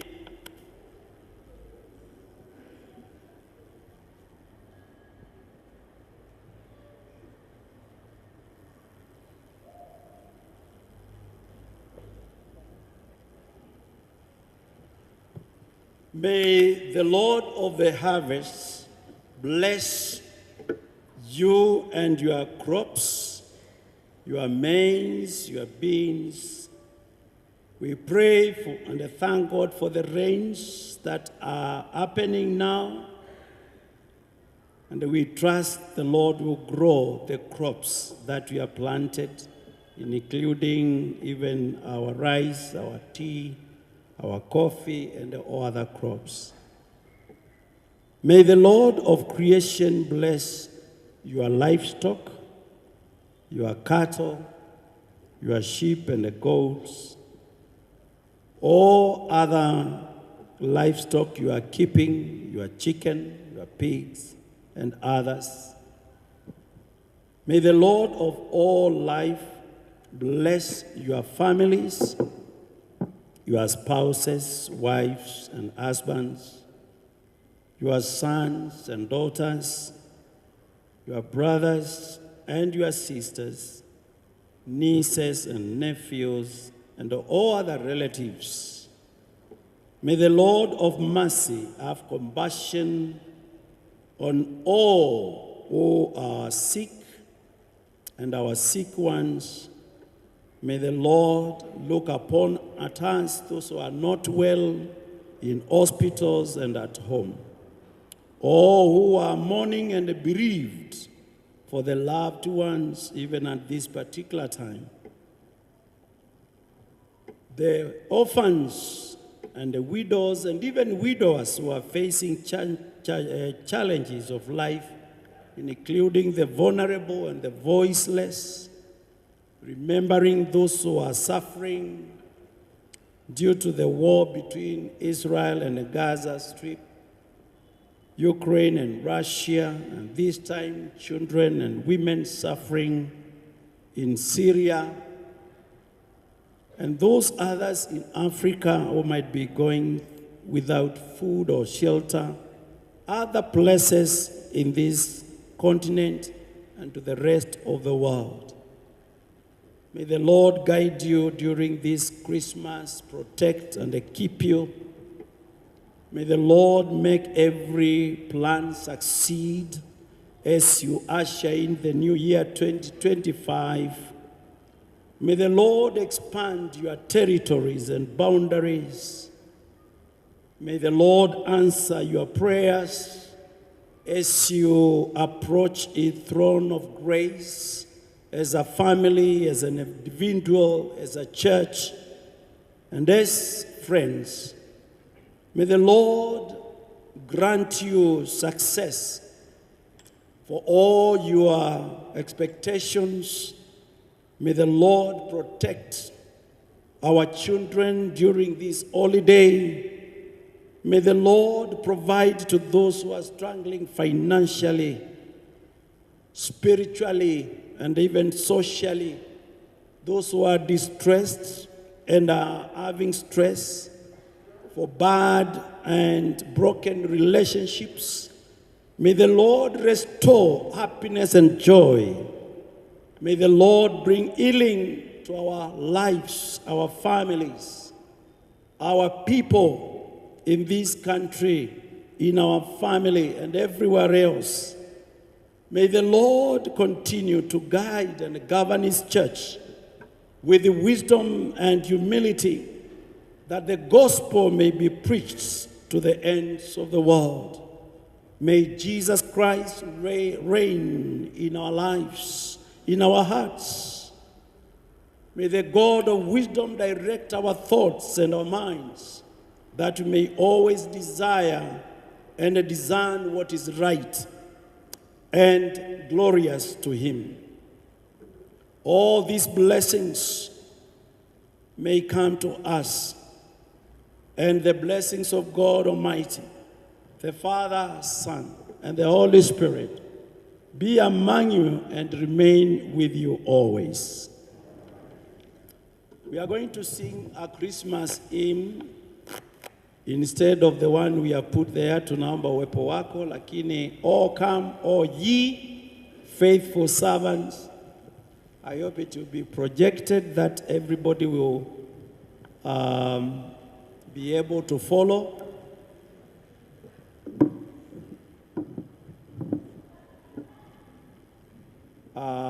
Yes. So led by the choir and those who are able to sing it, clergy, let us worship the Lord. All come.